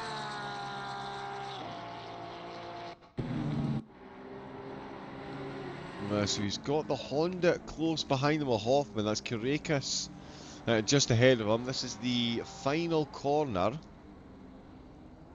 Oh, and the Honda tags him, and that is the absolute worst place. Oh, and that's Van Rossum goes round trying to avoid any further contact. So Van Rossum, yeah, an unwitting participant in that little incident there. Saw the cars ahead, tried to take avoiding action, lost the back of the car, but yeah, we can see once again the Honda much later on the brakes. Taps the Porsche, back end goes, and yeah, absolute nightmare scenario. To have to hold your brakes there, and that has put one of the podium protagonists right down at the back of the grid. Michael Frey, 36th position. Up the top of the field, it's still Delphine leading the way. He has now got much closer competition though. Karakas and Castorino have caught right up on this one. Do we get a rear view mirror? No, we don't, unfortunately, there. So let's jump on board with Karakas Ferrari. So this is the top 3 spots in the race. We're coming to the end of another lap. That's 4 minutes done and dusted already. So the end of lap number 2. None of them will be planning on coming into the pits for sure. Kavaka is close to Colbath. We've also got a close battle going on here. Habel, Berix and Charlie Hall. Hall in the Aston Martin. As you can see, he finds himself in the middle. He's stuck in the middle with you once again. He's got overtakes ahead, overtake behind. I know which one you'll be more intently watching. It is, of course, the one ahead. Such a difficult opening chicane with that little cheeky little elevation change there. And he's making good time in that Aston out with turn number 3. Heavy on the brakes we go once again, and that is very nicely done by all 3. Good grip on the tyres already. Oh, but I tell you what, it's a lot better by Charlie Hall there. He is very much coming to focus in that rear view mirror. He's left the runners behind. Can he get close enough to get some slipstream help from the much quicker Aston Martin ahead? No, would be the short answer to a long question. Certainly the one asked at the start of a very long straight. You can see the 2 cars just ahead of Hall are the cars that are leading the charge. The lead, we've got 2 lead packs to be fair. The top 3 are absolutely breaking away, and then we've got a few cars. Oh wow, my apologies. The Ferrari absolutely getting the job done, and that is a big contact there. That's slowed down the Aston Martin. There's a Bentley gone left, right and centre. That is Pluderman, who's taken himself another spot. Oh no, he's not. They're going to go side by side once again, but Aston certainly catching the Ferrari. I did not think the Ferrari was going to be able to catch, given how far behind he was. It was almost as if the Aston lifted. Oh, and they've all had to lift there. I think that's Rich Mando that's just had to have a big lift there. And while we're watching this, it's still going on between the top three as well. They got very close off of the straight, and they're going to stay close again through the opening chicane. It's very much deja vu. Matej Meeks and Romain Kilbath, they're still hunting down Kevin Bellick. Bellick absolutely getting it done in qualifying, but it's a much different story in qualifying than it is to a race, especially with these five chasing you. His Lambo's long legs are going to get put to the test by the Honda and certainly that Bentley as well. They're all, again, going to be chasing down that slipstream. That's all we're going to be talking about. All I'm going to be talking about is setting up to get some slipstream along that straight. But not only that, it's getting the overtake done without compromising your exit speed.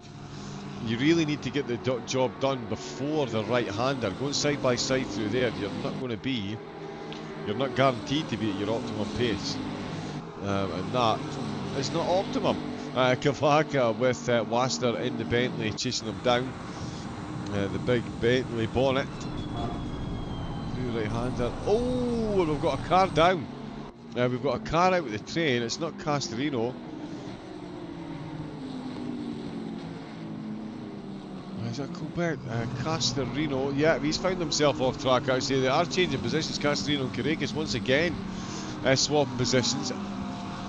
Oh, now there might have been a bit of contact between the two of them. We'll stay on board with the battle for the moment and we'll see if we can't get a look back at that. But that looked like it was coming off the straight. I think we had Castorino off track temporarily. We're going to be brave.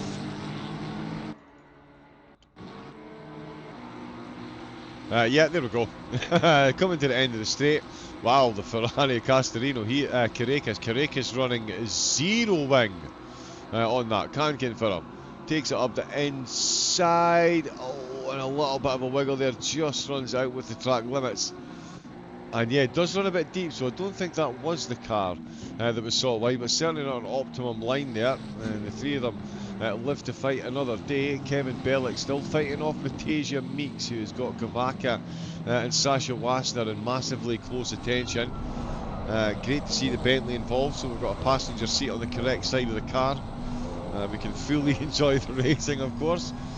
Heading on the straight once again. Let's see what he's got against Kavaka, Meeks and Bellick leading this charge of drivers, trying to catch up to the podium pack ahead. We're seeing a bit more separation as well on the track map there.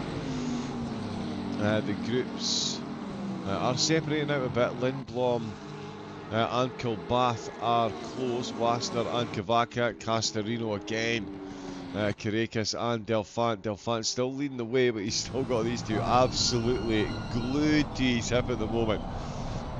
What a tussle this is, and given the gap that they've got, to see the three of them battle for the podium in the next race, I don't think it's overly out of the question.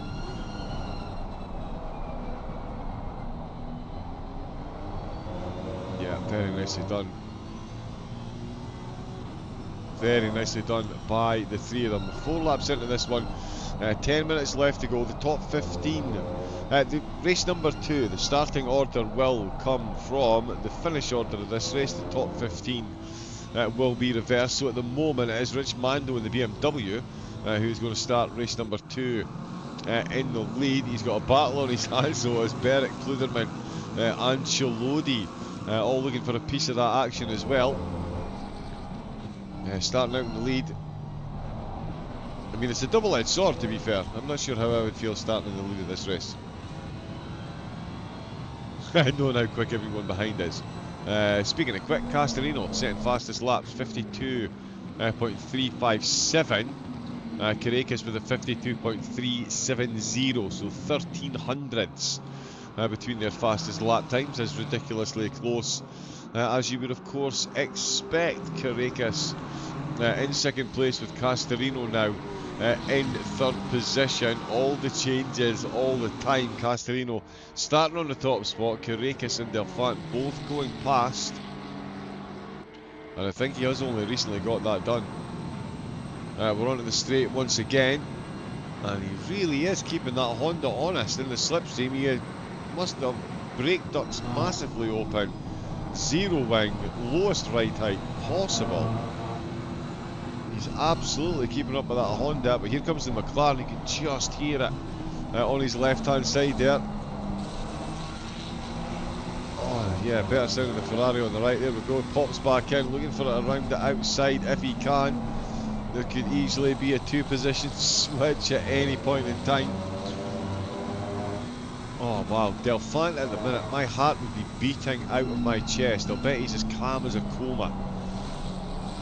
As calm as a coma. Coming out the final corner then, that is going to be 6 laps done and dusted. Oh, they're going side by side. He's run himself a bit deep. He's run himself out with the track limits.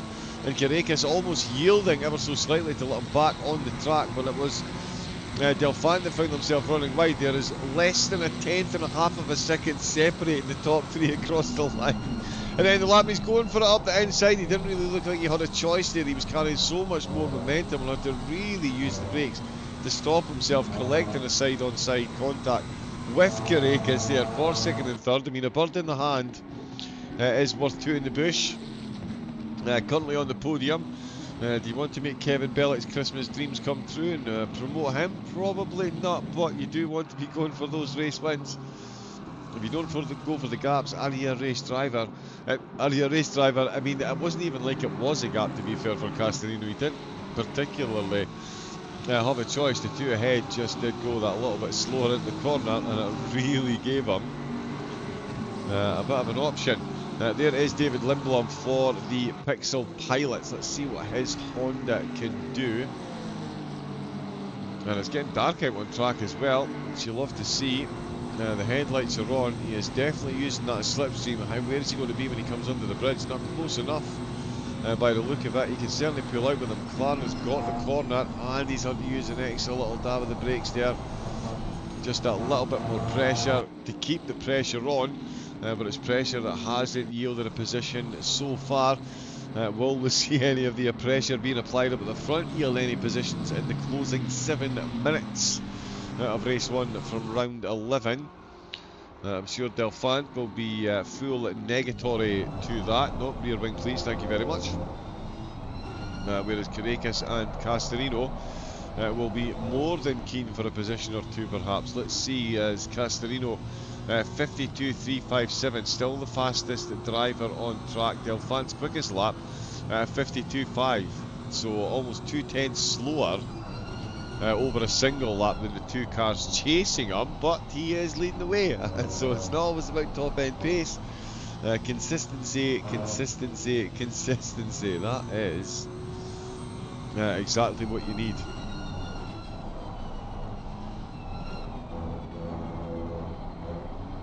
Oh, and that was a little bit of a slide there by Castellino. It didn't actually seem to have too much of an ill effect. It almost helped him, in fact, as it kept him within range. Through turn 6 we go, and it's absolutely foot down. What a run through the corner that is for Delphant. Absolutely no messing about in that Honda, and he has left Carrera to fend off Castellino. Let's see if he can. Here comes Castellino then, along the long and unwinding straightaway that is the back stretch here. 16-degree track temperature. It is optimum with double cloud cover, hence how dark it is. That's a very good run through, in fact, for the 2 of them. Because unseen by us, because they are so close. There's the race leader. There's an up close and personal look at the rear tyres of a Ferrari GT3 car, and that is an up close and personal look at the back of a Honda as well, as he almost collects himself a carbon fibre memento from this moment. Does manage to avoid it. This is all about who has the nerve. 3 different cars as well, Honda v Ferrari v McLaren. Absolutely incredible. There's going to be 3 tenths between them across the line, of course. A couple of laps ago it was a tenth and a half of a second, so they're slipping there ever so slightly. Yeah, just washed, all 3 of them, absolutely washed. Said no one with a straight face ever. Carrera still hunting down at Delphant. We've got Sasha Waster, who's making up good positions as well, actually, and he's just made up another one. He's got in a full-blooded battle with Kavaka. He's managed to best him there. He's also got himself past Kilbath, Lindblom, Van der Meer, and Silverio. Wassner up 5 spots. Picano with a good race as well in his BMW. He is up to 12th position. And Jens Luderman, still our best gain so far. He's got that lightning McLaren up 10 spots to see him up to 18th. Mario Hoffman up 9 positions to 21st. Michael Frey has made back 12 spots since he got dropped down the field after that unfortunate contact. He is back up to 24th though. So yeah, dropped down to 30, started 6th, dropped to 36th and is now back to 24th position. Easy for me to say. We've got some white flags on the go. A couple of the cars testing the track limits. The in-game stewards will hand out track limit warnings as the two Hondas go side by side. It's Pixel Pilots who are just not able to hold on to that one there. AK Racing Team coming out on top in the battle of the Hondas. The Silverio and the Lexus tries to separate himself. We've got a yellow flag up at the front of the field. Castorino's now ahead of Carracas. Carracas back to 3rd place. Is that another incident? Bear with me a second. Let's have a look and see.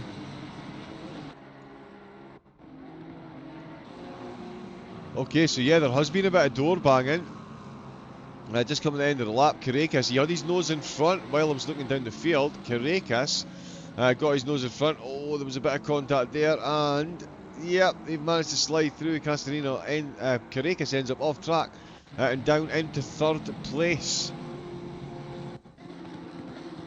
Oh, and this is the same view. In fact, if we don't usually do this, but here we go. On board with Castorino as he watches the door banging going on ahead, and yeah, another bit of a touch there sends Carracas out wide. Oh, and he takes another contact there, one from Castorino as well, just for good measure. And that has redefined the podium with 1.5 minutes left to go. It's now for Delphant, still Delphant leading the way. It's now Castorino back to 2nd place. Back up to 2nd place, and Carracas back down to 3rd where he started the race.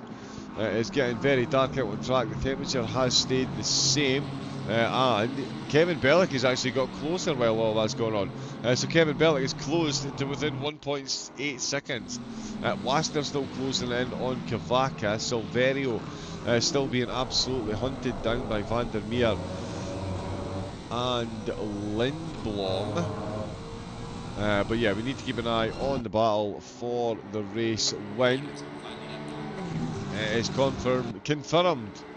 We are on the final lap. Is Delphant going to bring this one home, or is Carracas going to be able to get his way back past Castorino?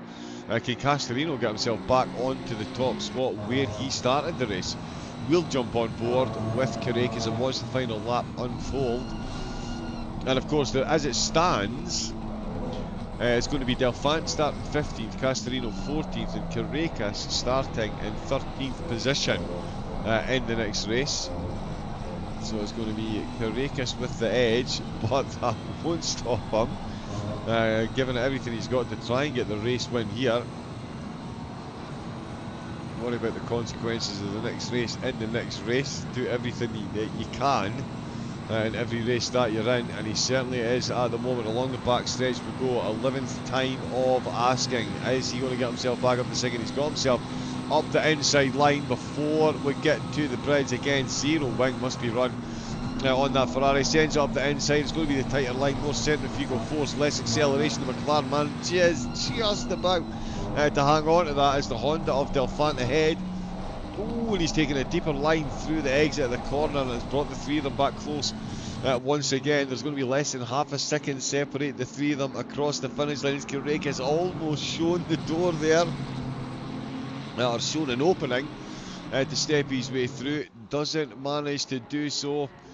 We'll go on to Helicam so we can see the three of them coming into the final couple of corners. It is Delphant leading the way. He's led for 10 and a half laps, 10 and 3/4 laps. What a jump he got at the start, and what a checkered flag he's going to be bringing home. And Kevin Bellick gets the fastest lap as Delphant gets the win. Castorino in second place, Carrera in third, already pulled over. Kevin Bellick crosses the line in fourth with the fastest lap of a 52.222. Matasia Meeks in fifth with Kavaka in sixth. Wassner in seventh position.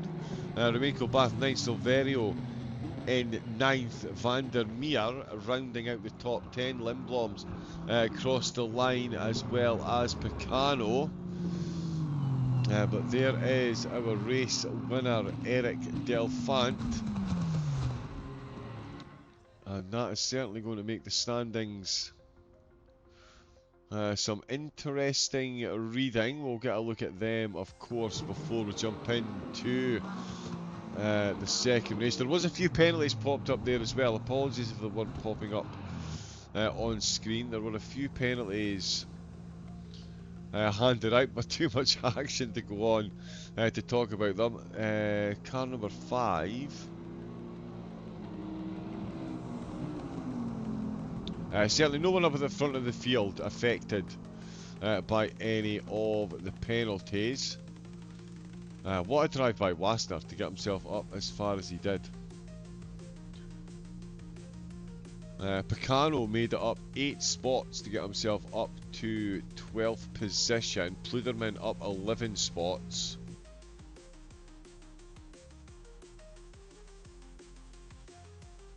And yeah, Wassner up 4 or 5 positions to get himself well inside the top 10. So yeah, a very, very, very good result. Let's get those results up on screen in a moment.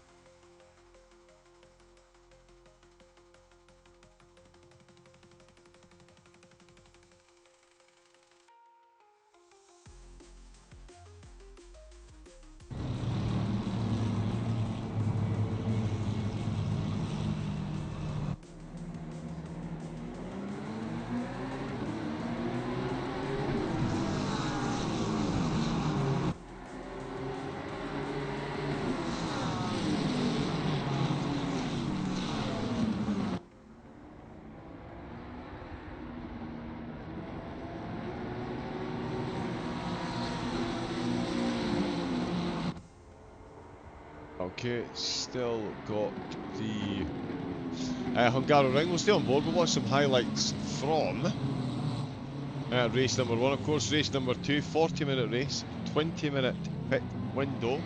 The starting order will be the reverse order of the grid from this. Will be the finishing order from the grid of this race, with the top 15 being reversed.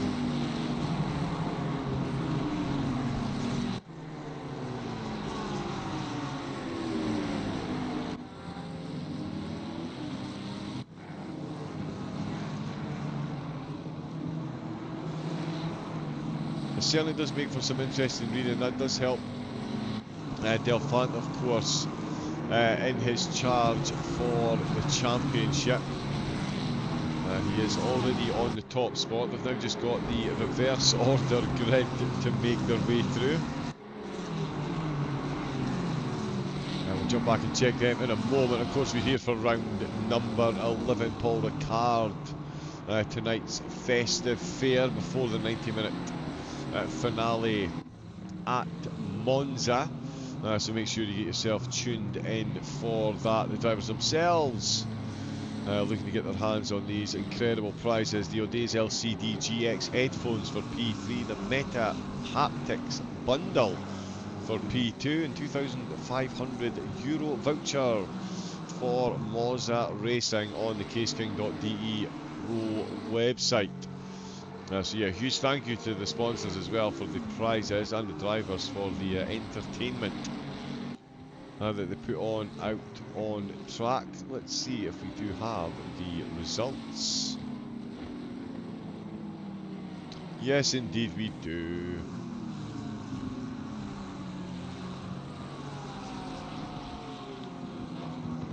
So there we go. Confirmation. Delfant, Castorino and Caracas, the top. Three of the top two of the top three in the championship standing swapping positions on the grid tonight. Bellick in fourth makes ahead of Cavaca. So a very good drive by Meeks and Kevin Bellick as well. That is indeed a very good drive, almost taking pole position in qualifying as well. He very nearly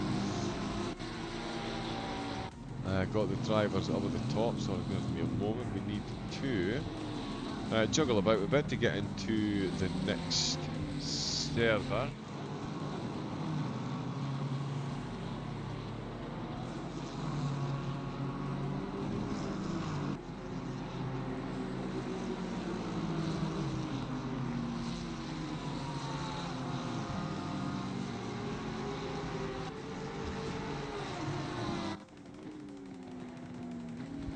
There we go.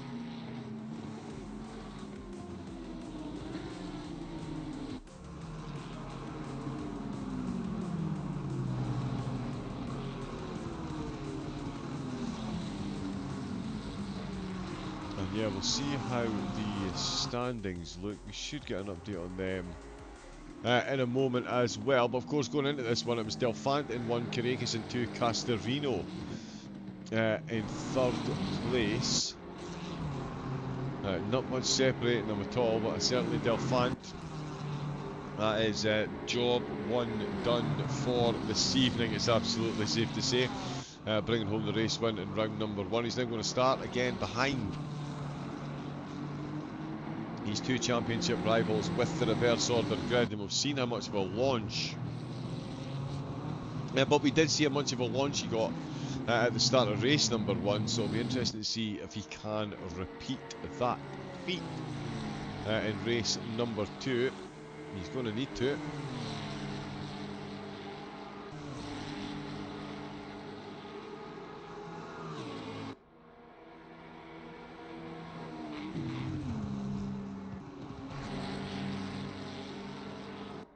No update on the standings at the moment, so let's see if we can't jump on over for the next race before they make their way up. Oops.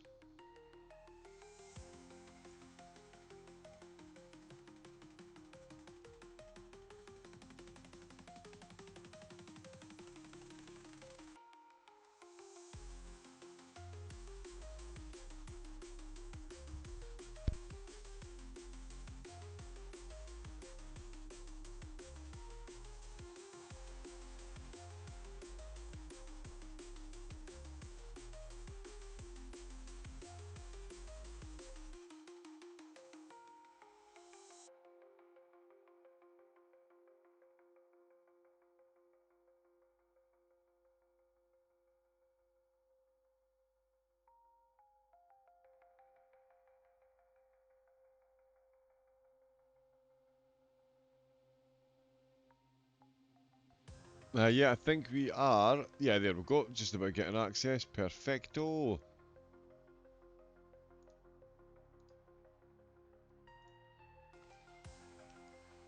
Quick reminder then, this is the results before we came in to tonight's double header. Green light, go, go, go.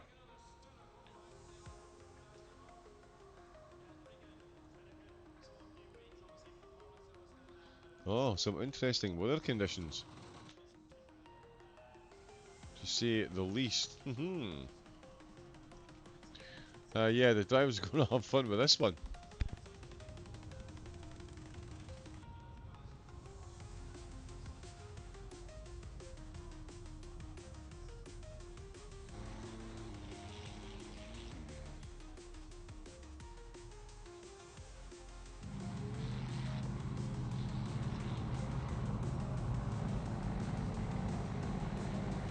Reminder of the results from race number one then. Delfant, Castorino and Caracas, the top three in the championship. Just about running away with it. Kevin Bellick certainly keeping them honest and taking the fastest lap. The weather conditions for race number 2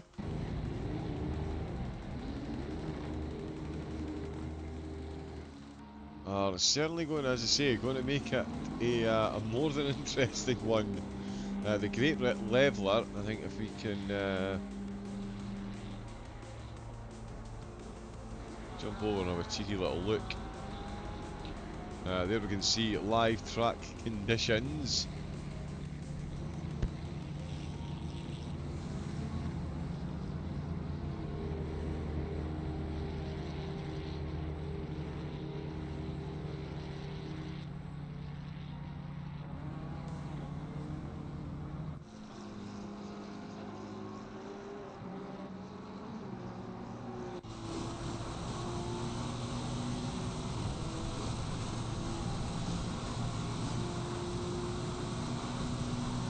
So yeah, that's a whole lot of water out on the track for the drivers to deal with. He's obviously using bonnet cam. Now you see the track very, very, very wet indeed. Much more cautiously making his way through turns 8 and 9. As you would expect, as you can see, absolutely torrential rain out there. We will, hopefully, as I say, get the standings up.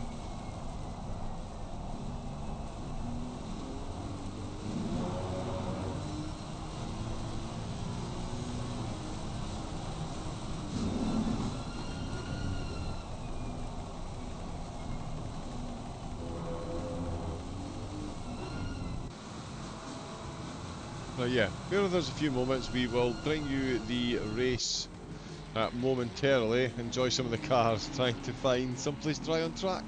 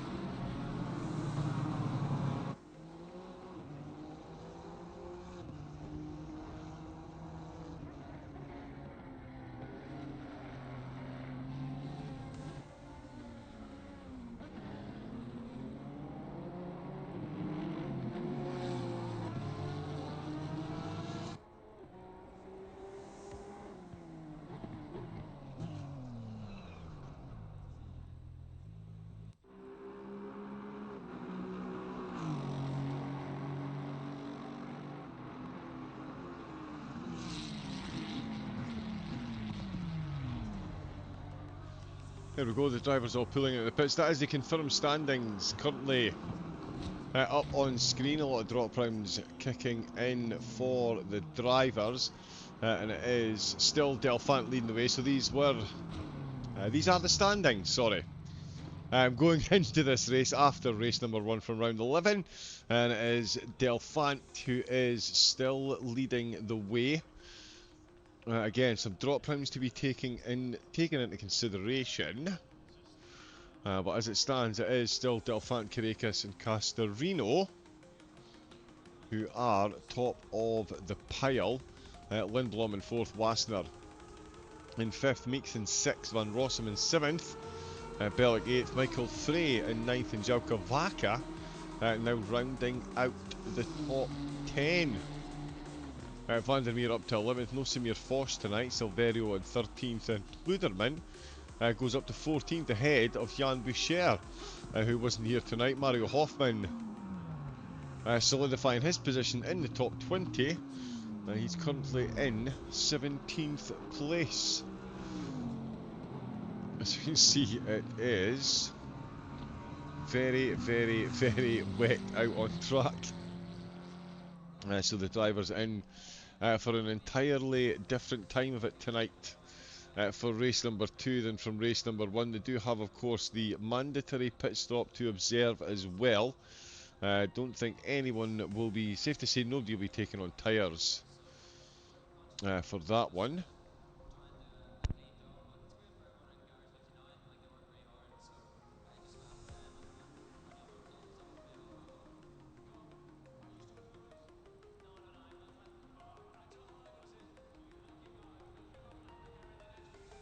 Of course, that'll be the same 20-minute pit window. The same 20-minute pit window that we've seen all season for the drivers to adhere to. No, that's not popped up there. And that has. Perfect.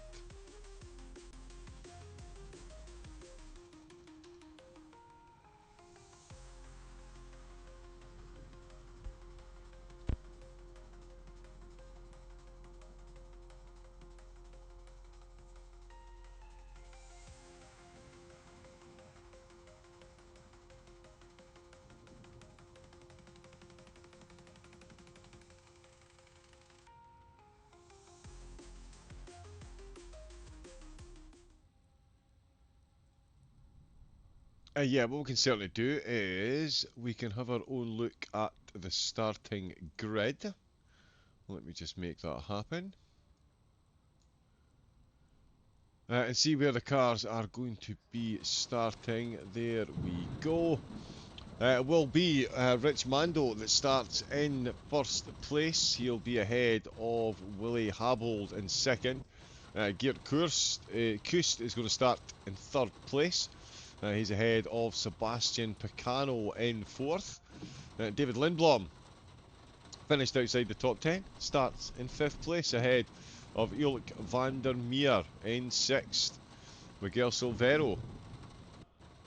There we go, starting in 7th place in his Lexus. Romain Kilbath in 8th position. Sasha Wassner going to start. My goodness me, it's jumped down the order. Sasha Wassner. There we go, he is going to start in 9th position ahead of Kavaka in 10th place. Matejka Meeks in 11th with Kevin Bellick in 12th place. Caracas in 13th and Castorino in 14th position ahead of race 1 winner and championship leader Eric Slingshot Delphant. Andres Berek in 16th place ahead of Pluderman in 17th, and Lon van Rossum in 18th position. 19th, it's Alex Kritzamalis with Michael Frey in 20th position.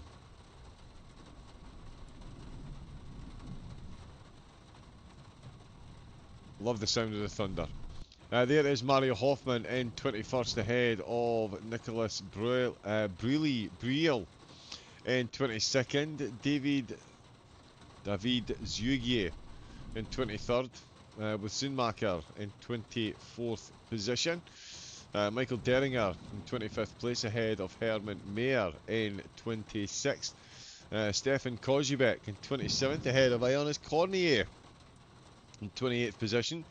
Anton Lischenko in 29th place ahead of Rancano in 30th position. Lepescu in 31st with Matthias Koch in 32nd. Sergio Mario in 33rd ahead of Daniel Cialodi in 34th place. And Charlie Hall bringing up the rear of the field in 35th position. There we go, so it will be a warm-up lap, or certainly an attempt to warm things up for the opening lap. It's going to be an absolutely wild one. The track 15 degrees and fully wet. That is a certifiable nightmare for keeping temperature in the tyres.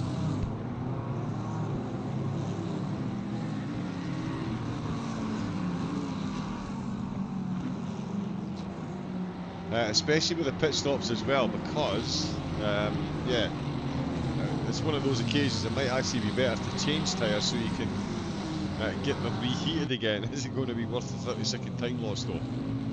We'll see what the drivers decide to do. Oh my lord, that is very wet.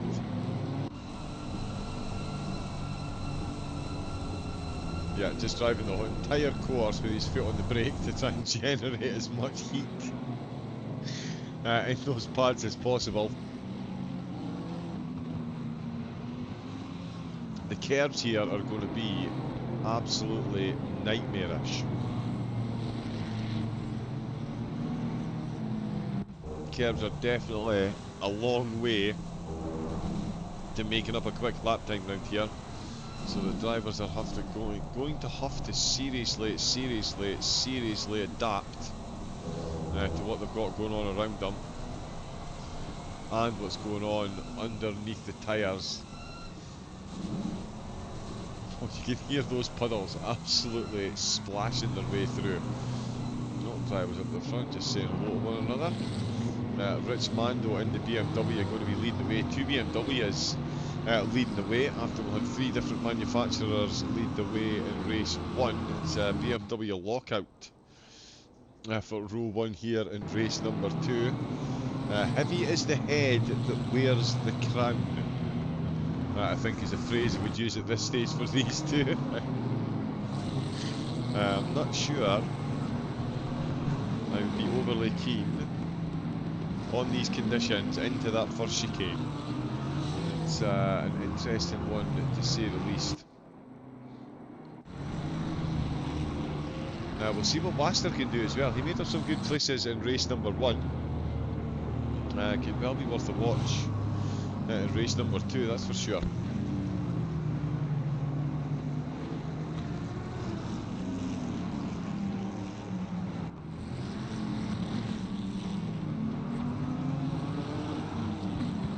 They've got 40 minutes to prove their stuff. Where about the moment? Oh, and there's such a terrible puddle here as well. Where are we? Just coming up to this part of the course. No, where are we? Oh no, we're only through turn number 9.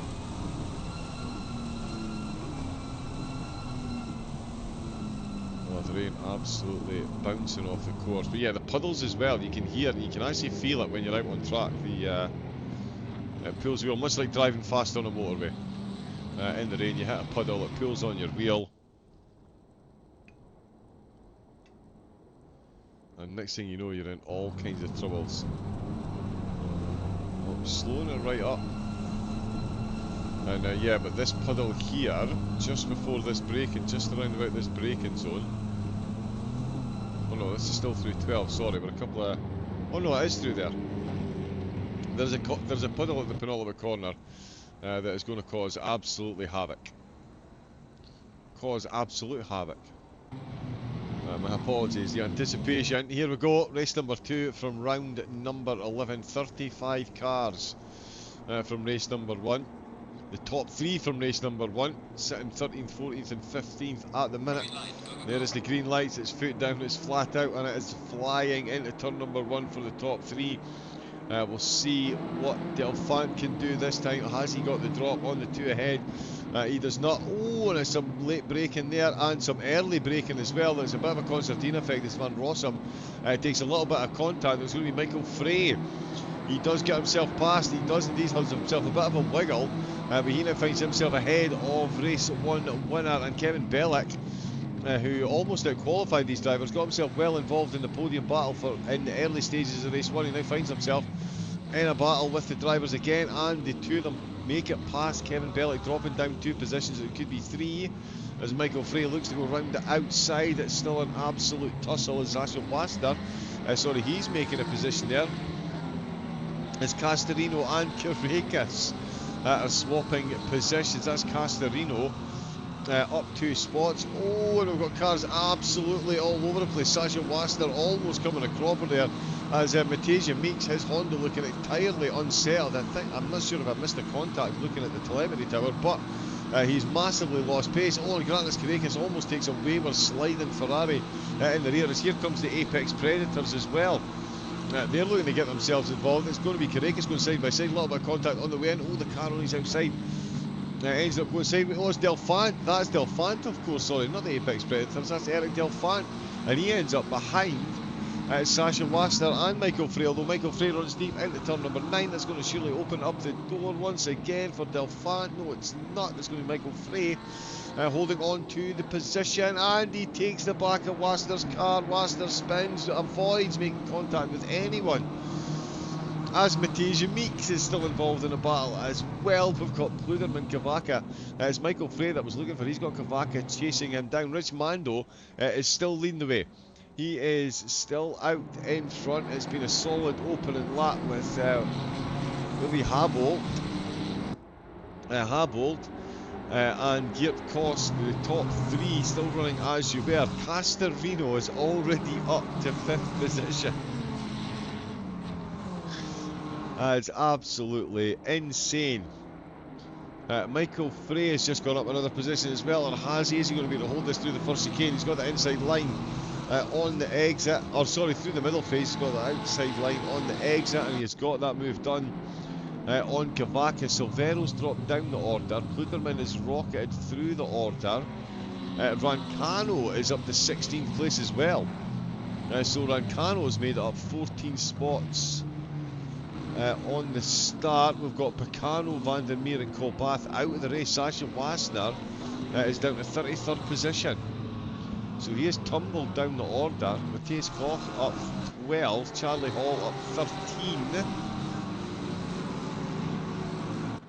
And Karekis up 7, so he's up to 6. He's got Lindblom ahead of him, or does he have Lindblom ahead of him? He's got Lindblom side by side with him along that start-finish straight. He has once again got Castorino directly ahead of him, this time in much wetter conditions than the previous.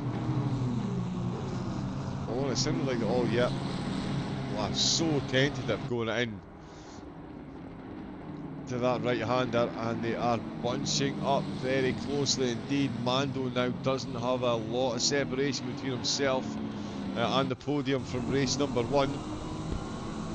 As you can see all the spray. Oh, he's moved over, and that's going to be Habold going for the move on the inside. Habold has taken the lead of the race. In fact, it's going to be a couple of positions dropped here as Geert Kust has made his way past as well. Here comes Oris Karekis. Oh, they've made contact. They've both survived. How have they both survived that? That is absolutely incredible. One survived better than the other. Castorino is off track. Oh, hard racing in the rain, and that is Castorino finds himself massively off track, so they definitely both did not survive.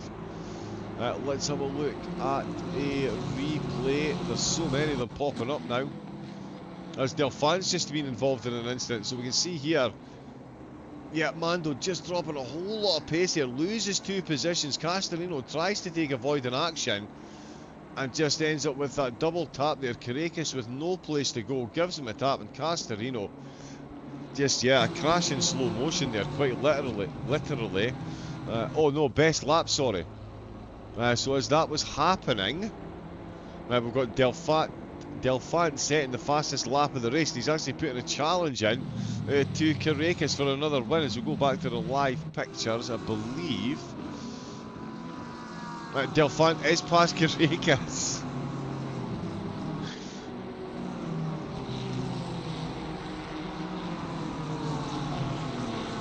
Wow, so he has managed to hold on to that. He's managed to get that move done. I'm looking to see.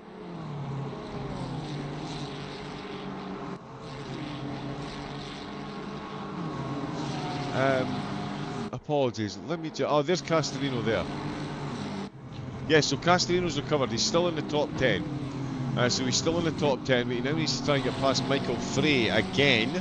As he comes at the end of the straight. Not the ideal position to be attempting to do so, but he is going to try and send it around the outside. Frey finds himself behind João Cavaca.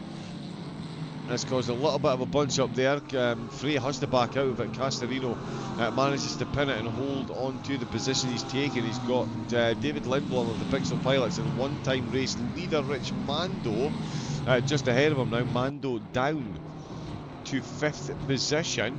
It's Habold with the lead. Delphant goes past Costo just as about to jump on the Costa, and Costa might be about to lose another position there. It's fellow Ferrari driving Grantis Carrera right on the back of him. Wow, look at the conditions. Not ideal at all, but Carrera not phased in the slightest heading into turn number 1. He's going to be slightly braver on the brakes. The car has a bit of a wiggle to let him know they're not overly happy, but he does make it stick.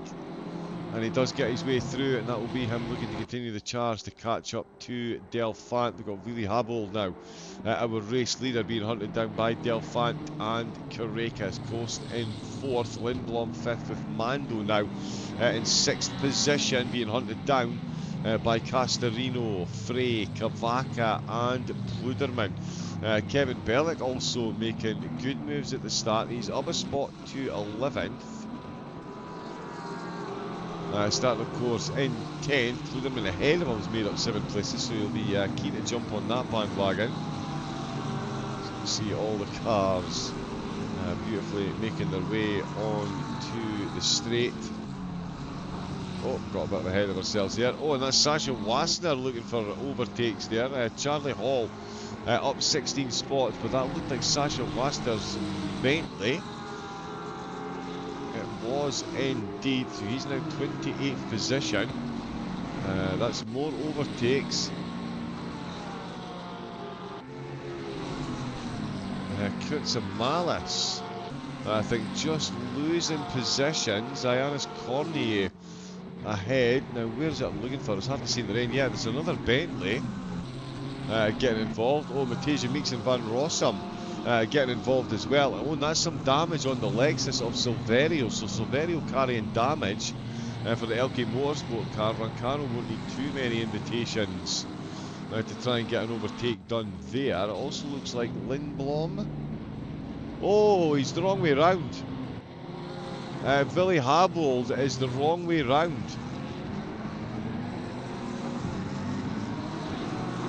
He is tumbling down the order. Let me see if we can see what happened.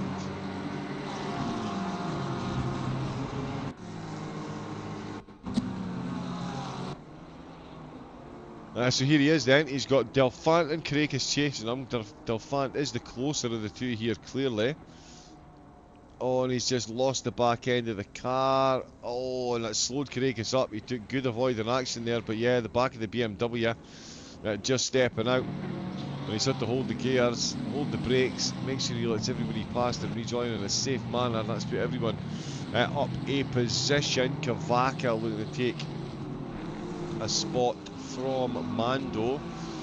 We've got a few penalties coming in as well, so let me just check up on that. Cars 36, 16 and 15.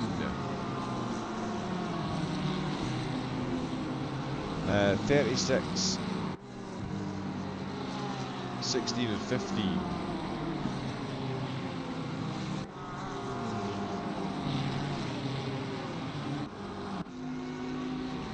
So that is Sundemacher. Car 36, that is a 5-second penalty for causing a collision on lap number 1. I do think that's overly lenient. I do like to see double penalties on lap 1. I think that could be something we would like to see. Car 16, so it's Rancano. He's been given a 15-second penalty. As the pit window's already open, 10 minutes in, wow. So Rancano, he's been given a 15-second penalty. And we also have a drive-through. Oh, Cano. He's already been at the pits to get damaged, but he has been given a drive-through penalty for causing a collision on lap number 1. We've had another penalty come through as well. This one was slightly further up the grid.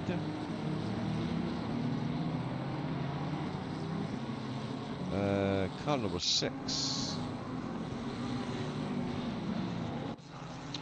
Sorry, yes, Michael Frey. So he's been awarded a 15-second penalty for also causing a collision on lap number 1. So during the pit stops, Frey will be stationary for an extra 15 seconds. Delphant and Carrera, they are penalty free and certainly free of any distractions. Delphant and Carrera, the top 2, and Castorino up to 3rd place. We've got a couple more incidents just popping in as well, so we'll keep an eye on them as we keep an eye on the race. We've got Sergio Mario and Charlie Hall. Hall with an incredible start so far, up 18 places, but Mario up 15 as well. So these two, no strangers to making getting overtakes done. We'll see the two of them can work together. That is an incredible amount of places they've made between them, although that is wow. And there you go, you could hear the puddles dragging the car back there. The Bentley thought he had it done. I had to go right out onto the curb and just no grip there. And in fact, actual drag exerted on the tyres through the puddles, and that just will not do. It's brought Halfman in the Nissan GTR a bit closer to him. Oh, and that is two Ferraris getting very close as well. Barek and Shugier swapping positions. Pluderman and Frey swapping positions as well. But yes, Pluderman looking for it around the outside of the final corner. Can't make that stick. Frey hanging on then to 5th position. Up 15 spots for Frey. So he's actually made up more places than Eric Delphant has in 14th position. Incredible drive by both of them so far. Yep, that is on the English chart. Perfect. We do have another one coming in. This for another lap 1 incident as well. This is car 19. Oh, a couple of cars coming at the pits. One of them, Rancano, who I believe did have a penalty. But another penalty that did come through was Charlie Hall. So that is a 15-second penalty for causing a collision on lap number 1. Well, his car is looking unsettled from that as well. I think we did see him in another contact recently as well. So Hall's going to drop 15 seconds. And there's been a warning issued to Lepishu for an avoidable contact, but nothing too egregious. Clearly, it's only a warning from the stewards. Motoring on at the moment. We've still got some overtaking though. Silverio looking to get past Rich Mando. Rich starting, of course, in P1 with the reverse order grid. Now finds himself in 10th place. He's got Matej Meeks just gone past him. The Honda not looking overly planted in the opening exchanges in the wet. Seems to have gathered it up now. Silverio dropping places at the start with the damage. Oh, and Matej Meeks, just as I'm saying, he looks planted. He runs it very wide indeed, and that puts Mando back ahead of him. I take absolutely nothing for granted in these races in the rain. In fact, Bellick and Pluderman, have they just swapped places as well? I believe they have. we've got all kinds of to and fro in here. Sasha Waster in 20th position. He's caught back up.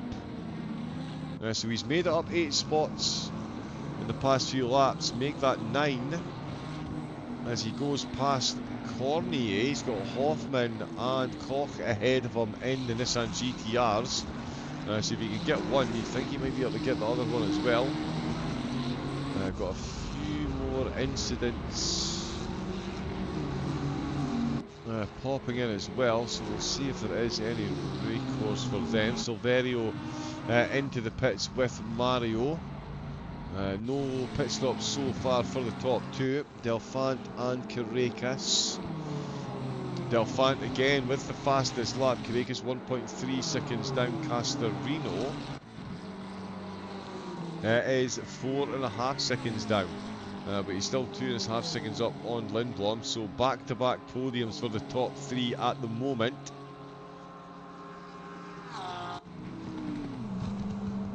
So we shall see. We've got another penalty that's just come in, and it's Charlie Hall again. So yeah, on lap 7, the contact that we just saw. So that's Hall picking up another 10 seconds. So that's going to be 25 seconds stationary during his pit stop. Absolutely not ideal.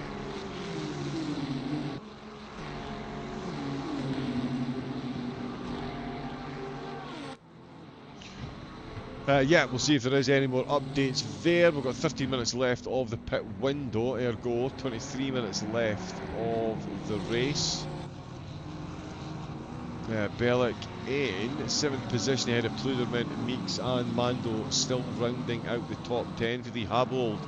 In 13th position now after starting in 2nd place, led temporarily but just lost the back end, and that's him down to 20th. We'll see where Hall comes back out, up 21 spots. Matthias Koch, the number 26 car, has had a good start as well, up 17 places, has made up 11 places since the pit window opened, which is not bad. More cars coming in as David Sugier makes his way into the pits.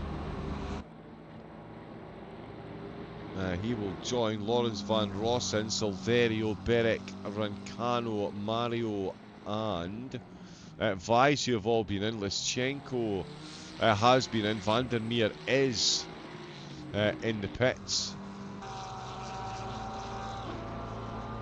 Kuritsa Malice coming in as well. So they're all coming in. Yeah, there you go, you can see the tick. So it is Van Rossum, the lead car at the moment, to have been into the pits. Yugi coming in to serve that drive-through. Delphant, he's coming to the end of the lap. We're almost at the halfway mark of the race. Could get another lap in actually. Or not quite, almost a lap in before the halfway mark of the race and the pit window. We'll see if he decides to stay out. I would imagine we're going to see the drivers try and stay out as long as possible, given the amount of temperature loss you're going to get in the tyres from coming through the pits. No way they'll need to change them for this. The wet tyres more than capable of doing 40 minutes.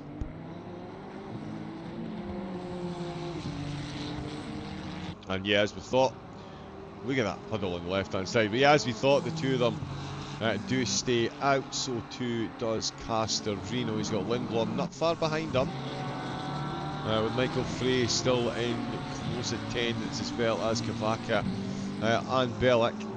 So still absolutely finely poised right through the racecourse. In these conditions, the merest of mistakes can be beyond detrimental. So yeah, full concentration required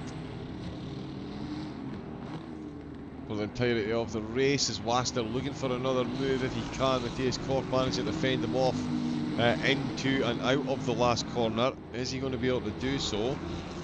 In and out with turn number 1. There is Habold coming into the pits.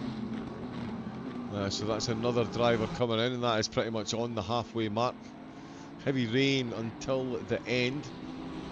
Oh, and a 6 km/h wind as well. That keeps it spicy when you're coming off the straight. We'll keep an eye on this one here. Is Wassner? No, he's still got his wing mirrors on, window wipers on.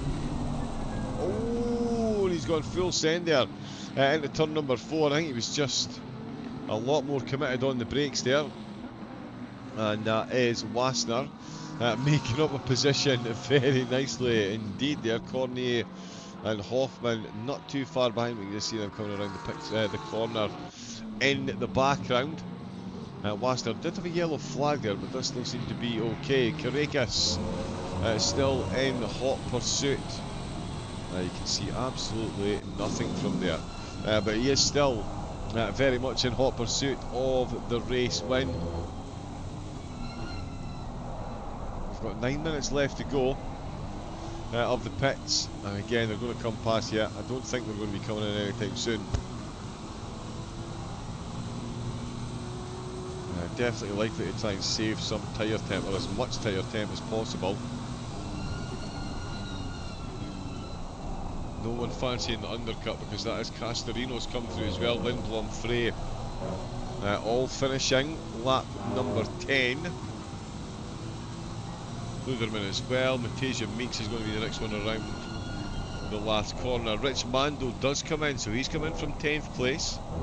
That has put Geert Kost back ahead of him.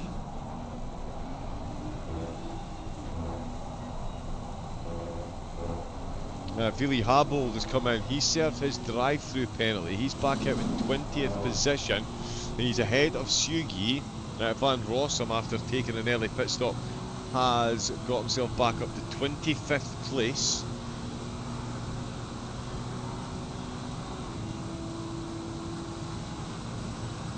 So yeah, he is looking for a big comeback drive. There's Cornier, Shalodi and Herman Mayer all coming out the pits as we head along the back straight.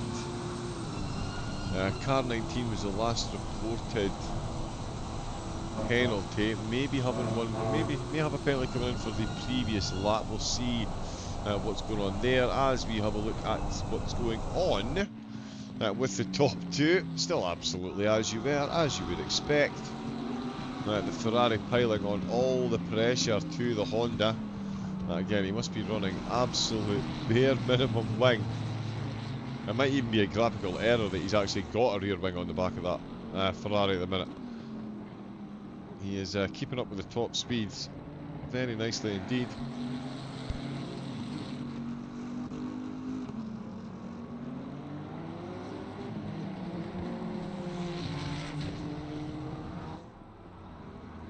And he comes in, Carrera does come in.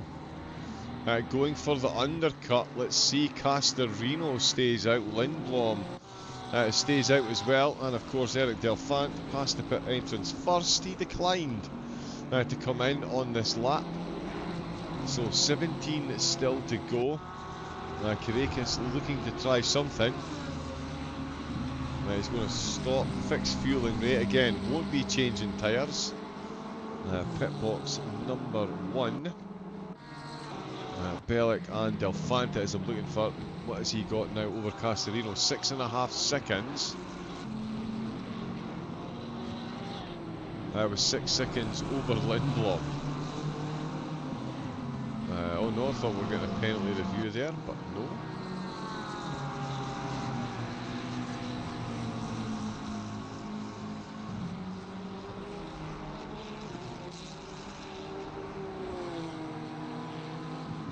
Couple of penalties from race 1 that have transferred over as well. Yeah, just as a way to stop drivers accidentally gaining a benefit. If they get a time penalty at the end of race number 1, it could end up giving them a better starting position in race number 2, so the positions penalties often withheld. In those circumstances, penalties are withheld until the start of the next round. They'll serve them during the pit window in this race, a pit window which Grantis Carrera has navigated. Unsurprisingly, no fresh tyres. He's got himself a big gap. He's back out in 12th position compared to Van Rossum in 17th place. So good run through by Carrera. Castorino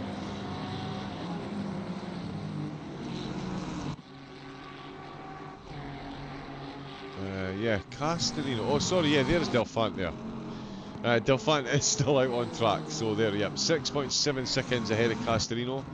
They've all stayed out. Lindblom's. Oh no, Lindblom has come in. So Lindblom has come in. Frey has stayed out. Kavak has come in. Well, Kevin Bellick. No, he won't. Bellick will stay out in his Lamborghini. So he's got time. Oh yeah, this lap, maybe one more. To play it safe. What will happen in here? The 2-minute 2s, 2-minute 3s. Delphant, of course, in the 201s. So's Karakas, who overtakes Hoffman. Hoffman not been in the pit yet, so Karakas making good ground. He's now got 3 seconds ahead to Wassner, who has stayed out as well, so no pit stop for Wassner at this stage. Lindblom comes in, Matija Meeks comes in as well. So a few of them coming in. We've got more and more have been in. Rich Mando's back out in 18th place. He'll get another couple of spots back. There's Lindblom on his way out. I think Kavaka, he's on his way out as well, indeed. Matija Meeks also leaving the pits, and Hoffman just pulling in to his pit box. Subek as well pulls the Aston Martin in. Kozubek, sorry. So that's him getting his mandatory out of the way as well. And Delphant is coming to the end of the lap. We've got a yellow flag. Oh, Herman Mayer finds himself facing the wrong way. Let's see.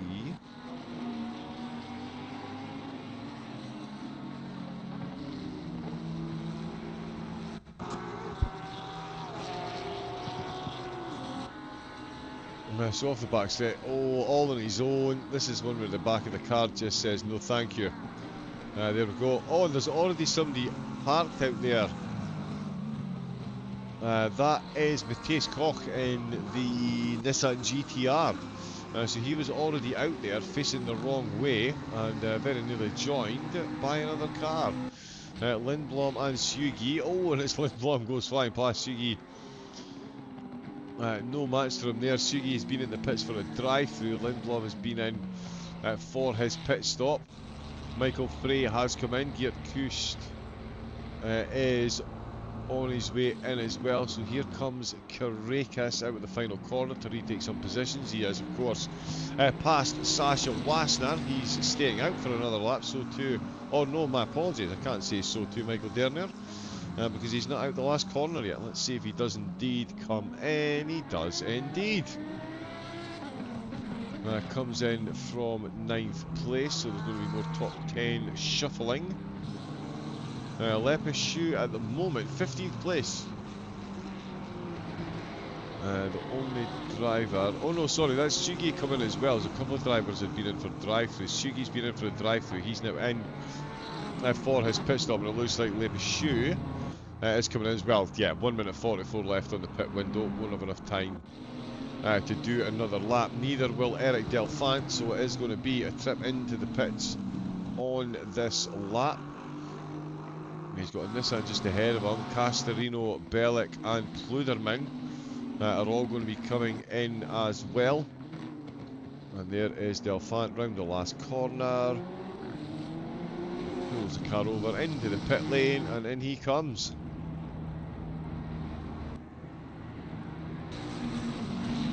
Here comes Castorino. Here comes Kevin Bellick.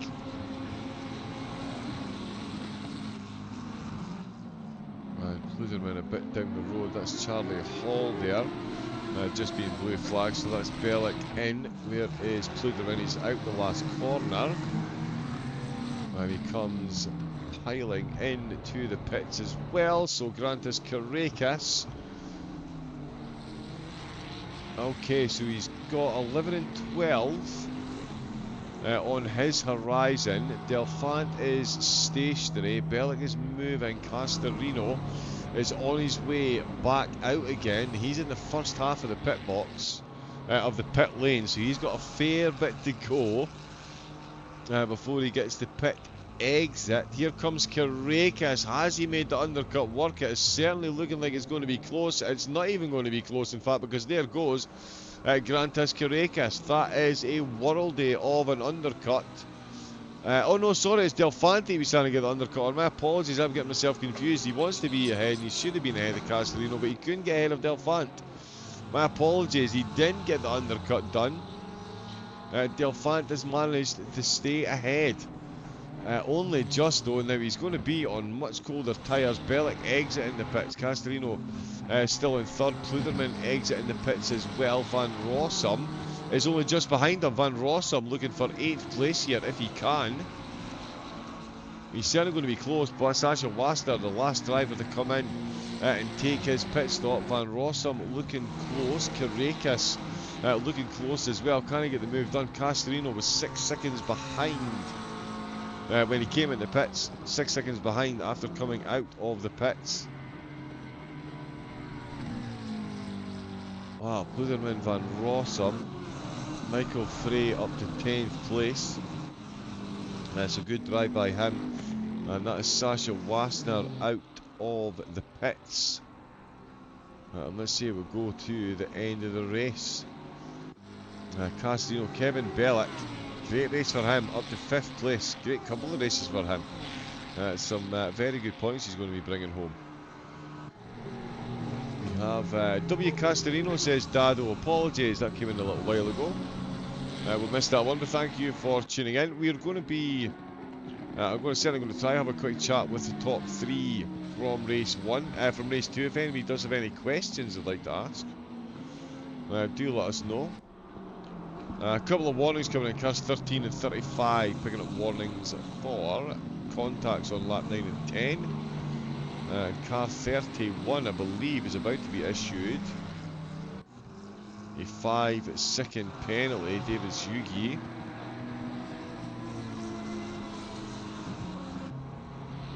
Yeah, looks like that one has been decided. So, let's get back to the battle for the lead of the race. It was much the same in race number 1 as we're getting here in race number 2. It's Delfante and Carracas going absolutely hammer and tong, and it's Carracas doing the chasing at the moment. Visibility is an issue to say the least. It's all about the generosity of the brake lights ahead to get you through these corners at the minute.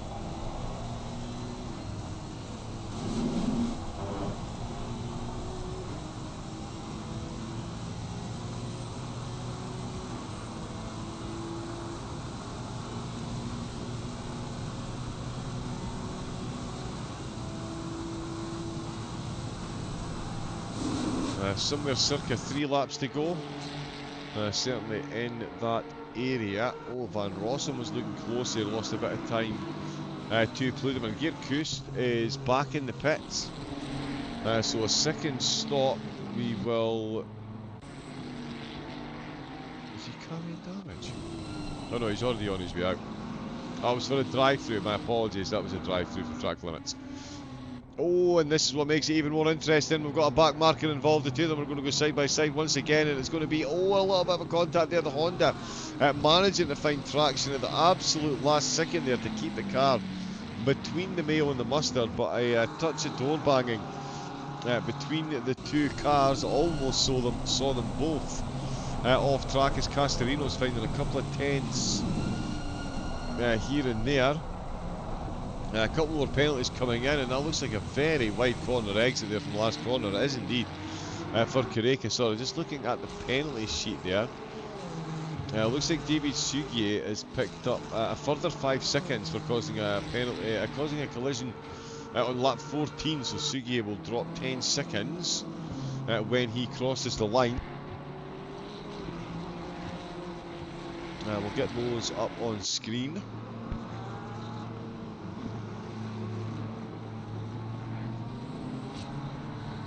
As we're still watching the battle for the lead, because this is absolutely where the action is at the moment. At the moment, it's certainly in the hands of, well, it's in the hands of the sim racing gods really, with the rain the way it's falling. Absolutely anything is possible. It's still fully committed on the straights. He's got a 1.3 second gap now to Carrera with 5 minutes left to go. Castorino 4.9 seconds down, so he's actually gaining time on Carrera, who's losing time on Castorino. And that's a lot of time to be losing on the straight. We'll see how much of an impact that has coming through the right hand, and if Castorino is going to be able to close up and put some real pressure on Carrera. This is going to be fun for the championship standings. There we go, which don't seem to be working at the moment. Excellent.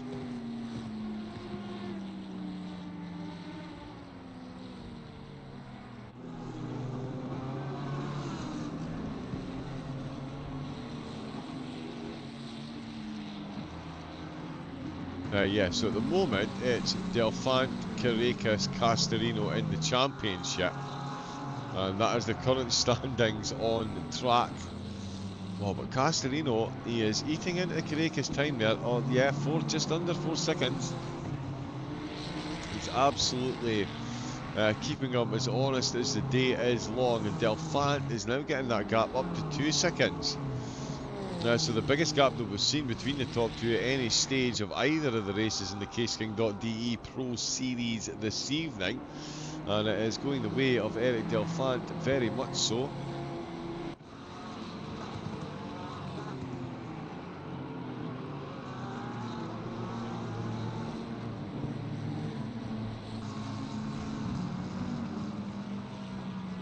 Yeah, we'll see how it's gone for him. Sorry, bear with me a moment.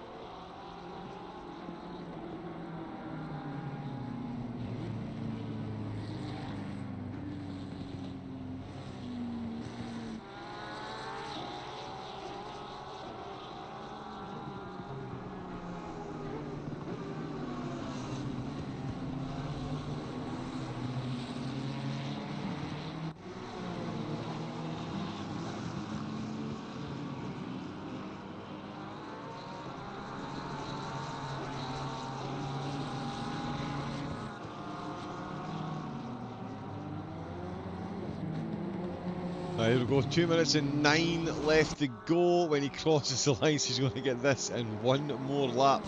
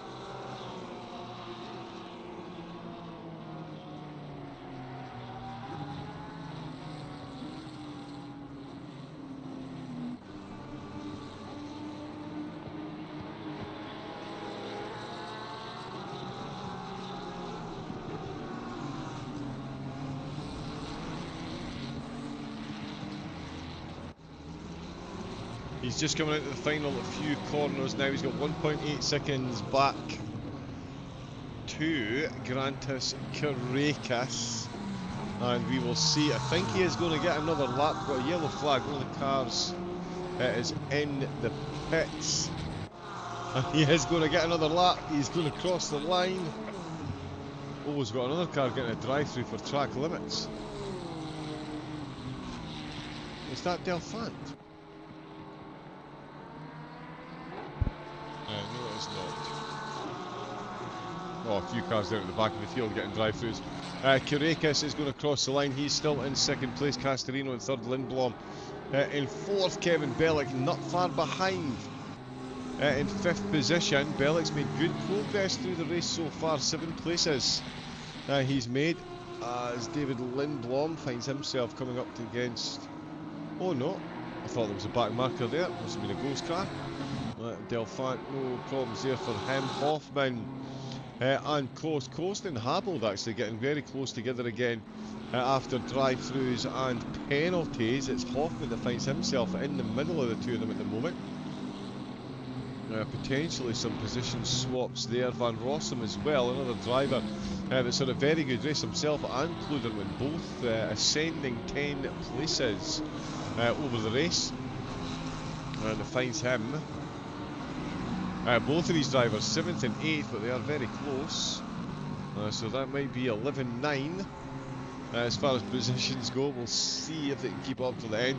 We're talking of the end, we are nearly there, round number 11, very nearly in the back. And it's going to be championship leader Eric Delphant doing championship leading things. He is on the verge of back-to-back wins. He's got one curve and 2 corners left to go. He's got Kurekis still hunting him down. He has steadied the ship, got the gap back to 1.3. Oh, Bellick and Lindblom. Oh, they're getting very close as well. Bluderman and Van Rossum have swapped positions. Van Rossum has got himself up to 7th. So it is 11-9. And round the last corner, it is the checkered flag. And it is Eric Delphant. Back-to-back wins once again. The Honda driver completely unstoppable this series. Grantis Kurekis in second, and Castorino rounding out the podium in third place. Lindblom coming under all kinds of pressure out of the last corner. The Lamborghini is going to be within a 1/10 of a second across the line, but it is going to be Lindblom that takes 4th. Bellick in 5th. Kavaka in 6th. Van Rossum in 7th, with Kluderman in 8th place. Mateusz Meeks in 9th, and Michael Frey in 10th position. Yes, some beautiful fireworks overhead. Rich Mando started in the lead, finished in 11th place. Good drive for him. Sergio Mario with a good drive as well, up 14 spots. Daniel Shalobi up 13 positions as well, so an incredible drive there for both of those drivers. But of course, Eric Delphant made it up 14 spots, and that was exactly enough to win the race. We'll get a very quick word with him and the rest of the podium in a moment, and of course we'll get the results up. We'll maybe even get some highlights to go with.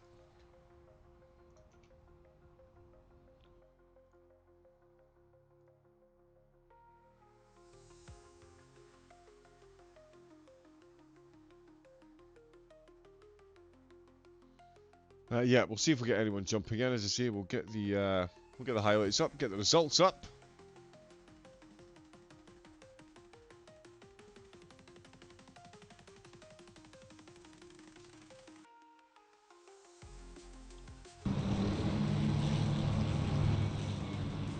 And we'll see if we'll have anyone jumping in. Before we do, thank you again to everyone that tunes in to the broadcast. It's great to have you in here viewing along. Hopefully you enjoy the racing as much as we do. It is absolutely incredible week after week. Let me just check and see.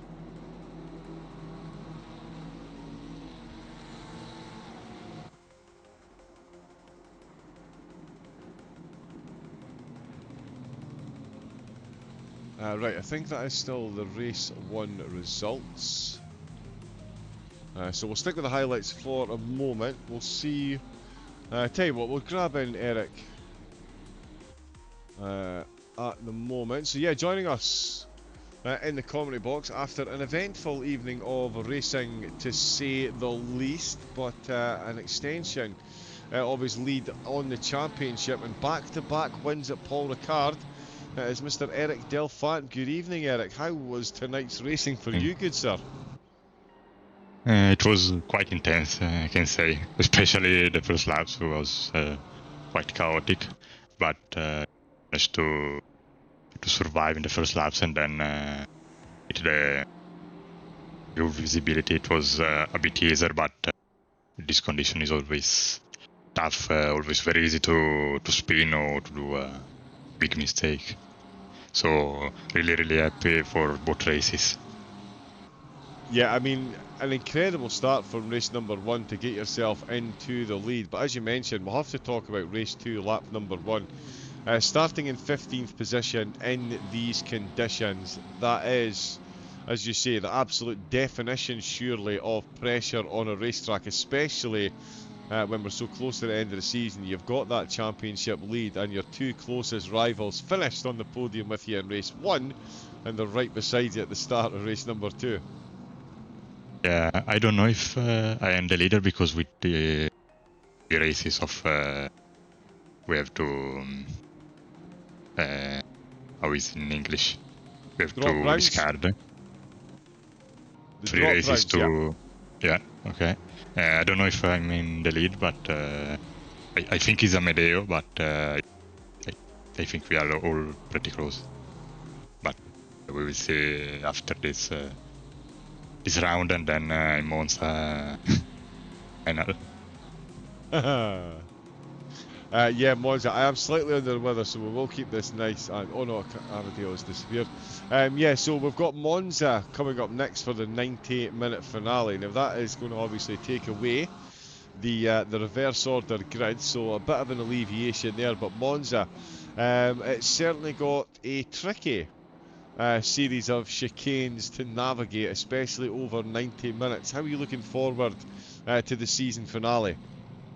Yeah, probably is the worst track for the car, so I'm not very confident, but in Monza can always happen everything, so we'll see, especially the first laps, and then I don't think I had the pace with this car in Monza, but yeah, I will try my best, and we will see. Yeah, fingers crossed. Right, we don't have anyone else jumping into the commentary box, so we'll I'll ask you another question or two if you don't mind. I was going to say, the championship as a whole has been quite a calendar. I know we've touched on it briefly before, the reverse order grid in race number 2, but overall as a competition going into the final week, how have you found the race? How have you found the competition overall over the 11 weeks so far? I think the format is great. Always race 2 is quite intense and a lot thick. I think it's good because you can see the pretty much all skills by the drivers. So I think it's really good. The competition is also very high, especially for the front runners, but and is very competitive, so the format I think is very good. Yeah, no, as a viewer and a spectator, I have to say I am a huge fan of the format. I'm not sure I would like to particularly be out on track getting finishing in 15th race number tonight, 1. Sorry, tonight I overtook like 6 cars in the first lap in the in the straight, thing like that, so it was quite crazy. Nice, yep, and that is the things we absolutely love as race drivers. Yeah, intense competition, as you say, the conditions tonight and the talent up at the top. Oh, now I'll tell you what, actually, while we've got you in, before we go, we've got the standings updated, and you are correct. because of the drop round, it is absolutely Amadeo Castorino that is leading the way on 12,074 points. You're in second with 11,869. And Grantis Carracas has 11,804. So there's only 65 points between you and Grantis. And what is that? Yeah, Sorry, with that's a couple of hundred rounds, yeah. behind Amadeo. So very close going into the final round. Even more pressure for this one. Like I said, I think I don't have the right car for the last round, but I will try my best and we'll see. But overall, I'm really happy of my consistency because with I think also 2 drop rounds I will be, so I can be quite happy with my performance overall. Yeah, I would certainly say so. It's an absolute murderer's row of talent in the in this competition. So yeah, several wins under the belt, and Yeah, absolutely... maybe this is the rule. Maybe 2 rounds, so it's better to maybe also 1, but I think overall the format is good, so don't need to change a lot. No, yeah, agreed. And actually, I would be remiss. Anything exciting planned for the Christmas holiday? Of course, we're not back until January. So, how does alien level talent like Eric Delphant spend his Christmas holidays? Anything exciting, or is it just chilled out, boring, nice, relaxing Christmas for you? I think I will spend Christmas with my family, and I think a bit boring, but also it's always a great day, so fun together. So we spend Christmas like this. Nice. I can't ask for better. Exactly. Some call it boring, but yeah, spending time with the family at Christmas, relaxing, absolutely the way to go. Well, Eric, I will let you go. Enjoy the double victory this evening. Still very much in with a chance of winning that top prize of €2,500. And yeah, may all your Christmas tidings be met, my good man. And we'll see January the 3rd for the finale. So much. Happy Christmas, and we will see in Monza. Excellent. Thank you very much, Eric. There we go then, Thank folks. Eric Delphant bringing home another back-to-back wins this evening. Absolutely unstoppable at the front of the field. Currently in second in the standings. Just, yeah, endless amounts of talent in this grid. Endless amounts of talent. But as I say, they'll be back on the 3rd of January for the finale. They get Christmas Day off. Make sure everyone spends that with your loved ones. Hopefully it is the day that you all dream of. And Santa is good. We'll find out if we're on the nice or the naughty list. But fear not, your entertainment has not ceased here at LFM. This Saturday, it is the race for the stewards. Paid penalties, that's right. You can sanction the stewards while they are out on track during the race. Let me grab myself a very quick reminder. €3 will get a 5-second penalty, €5 for a 10-second penalty, €10 for a 20-second penalty. You can get a 30-second penalty for €15. A drive-through is only 25, with a stop-go 10 at 35, stop-go 30 is at 50. €1,000, you can get someone fully disqualified. You can also add 40 kilograms of ballast for 10 minutes for €30. That's 5 o'clock on Saturday, so make sure you get tuned in for that. I will be part of the broadcasting team for that. Absolutely cannot wait to see how that goes, so make sure you get tuned in for that. That is all we've got time for this evening, though. Huge thank you again to the sponsors, of course, PTT and the Carrera Cup, and CaseKing.de providing phenomenal prizes for the drivers, and LFM for getting the broadcasts on the go as well. Most importantly though, thank you to everyone that does watch on the YouTube and the Twitch channel. Thank you to all the thumbs up and likes and subscribes on the YouTube and the follows on Twitch as well. We'll be back on Saturday. Until then, stay safe, take it easy, and have a great rest of your night. Good night.